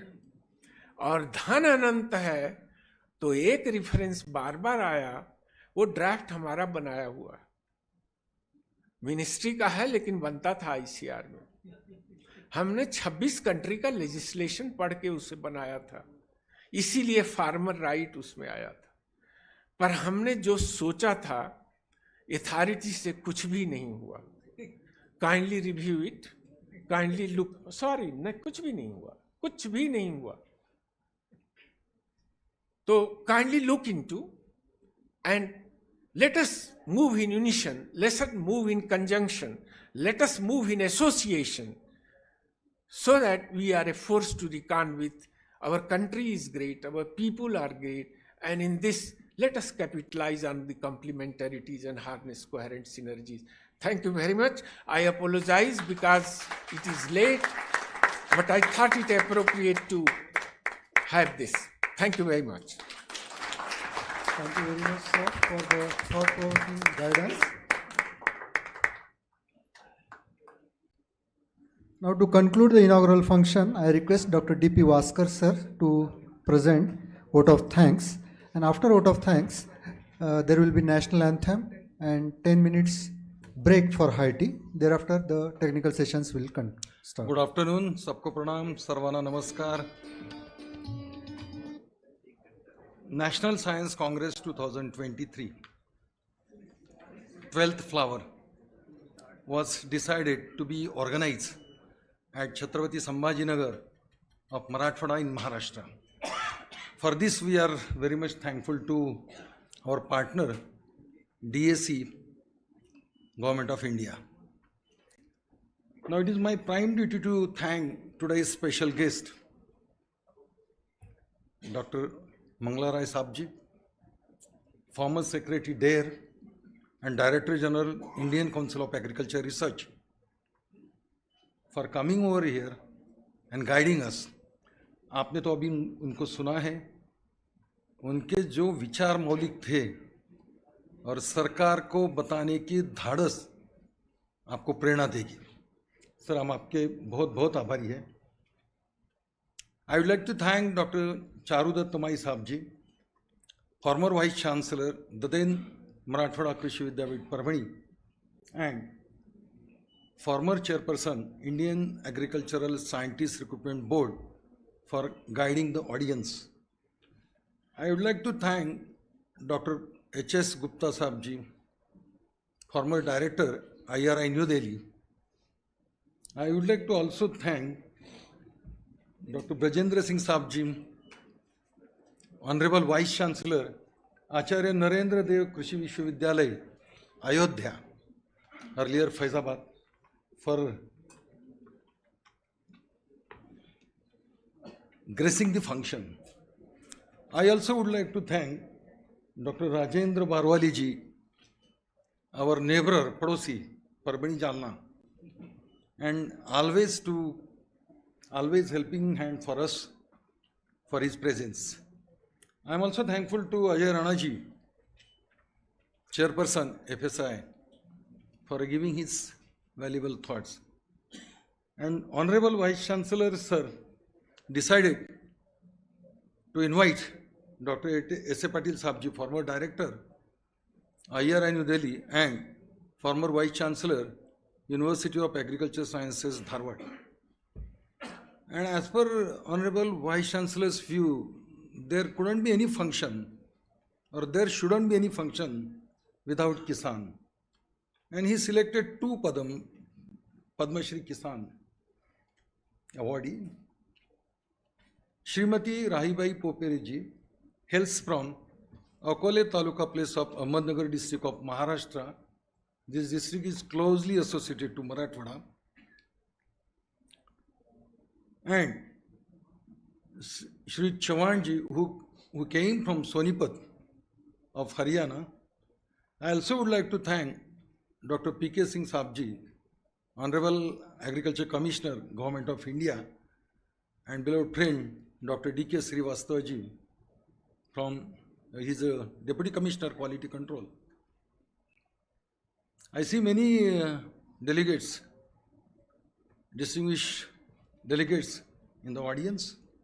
Former Vice Chancellor of VNMK Parbhani, Dr. Ashok Dhawan Saab ji, my teacher when I was in IRI, Dr. Dadlani Madam, Malvika Dadlani Madam, Dr. Khadi Saab ji, several other officials, MAICO officials, MCAER officials, media partners, representatives of the press, students, postgraduate students and researchers who have been attending their abstracts during poster session. I am thankful to them also. And finally, the instrument of this acknowledgement, vote of thanks, will remain out of tune if I do not thank beloved Vice Chancellor, Dr. Indramani Mishra ji. उससे आवाज तो नहीं निकलेगी अगर if I do not thank him. He has been taking painstaking efforts for organizing this conference, capital of Marathwada, Chhatrapati Sambhajinagar. Several committees have been formed. The chairperson, member secretary, members, staff members of this 8 establishment of Chhatrapati Sambhajinagar and Jalna district, particularly Badnapur. The people are working hard for making this grand function. And I am also thankful to many viewers who are enjoying witnessing this function on YouTube. Thanks to them also. It is my prime duty to thank foreign delegates who have come from Netherlands and Germany. Finally, our donors, financiers. I am thankful to them also. किसी को भूलाते नहीं हूँ. All have been acknowledged. अगर कोई रह भी गया, I thank those hands who help us directly, indirectly for making this Congress a grand success. Now, after this vote of thanks, all the delegates on the dais of the dais are requested to witness national anthem, please. Rashtrageet.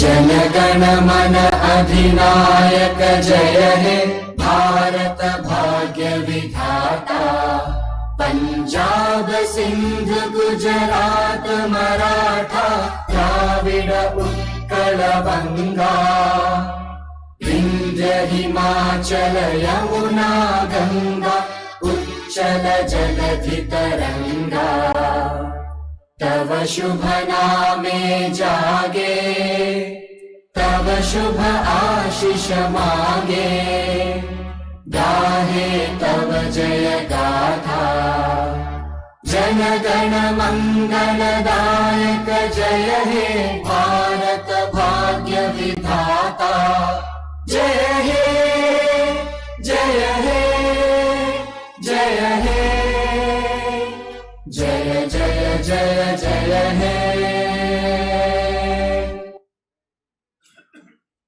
Thank you. With the permission of the chair, I declare the inaugural function of this 12th National Science Congress is over. Now there is break of 10 minutes for high tea. After that, the technical sessions will start.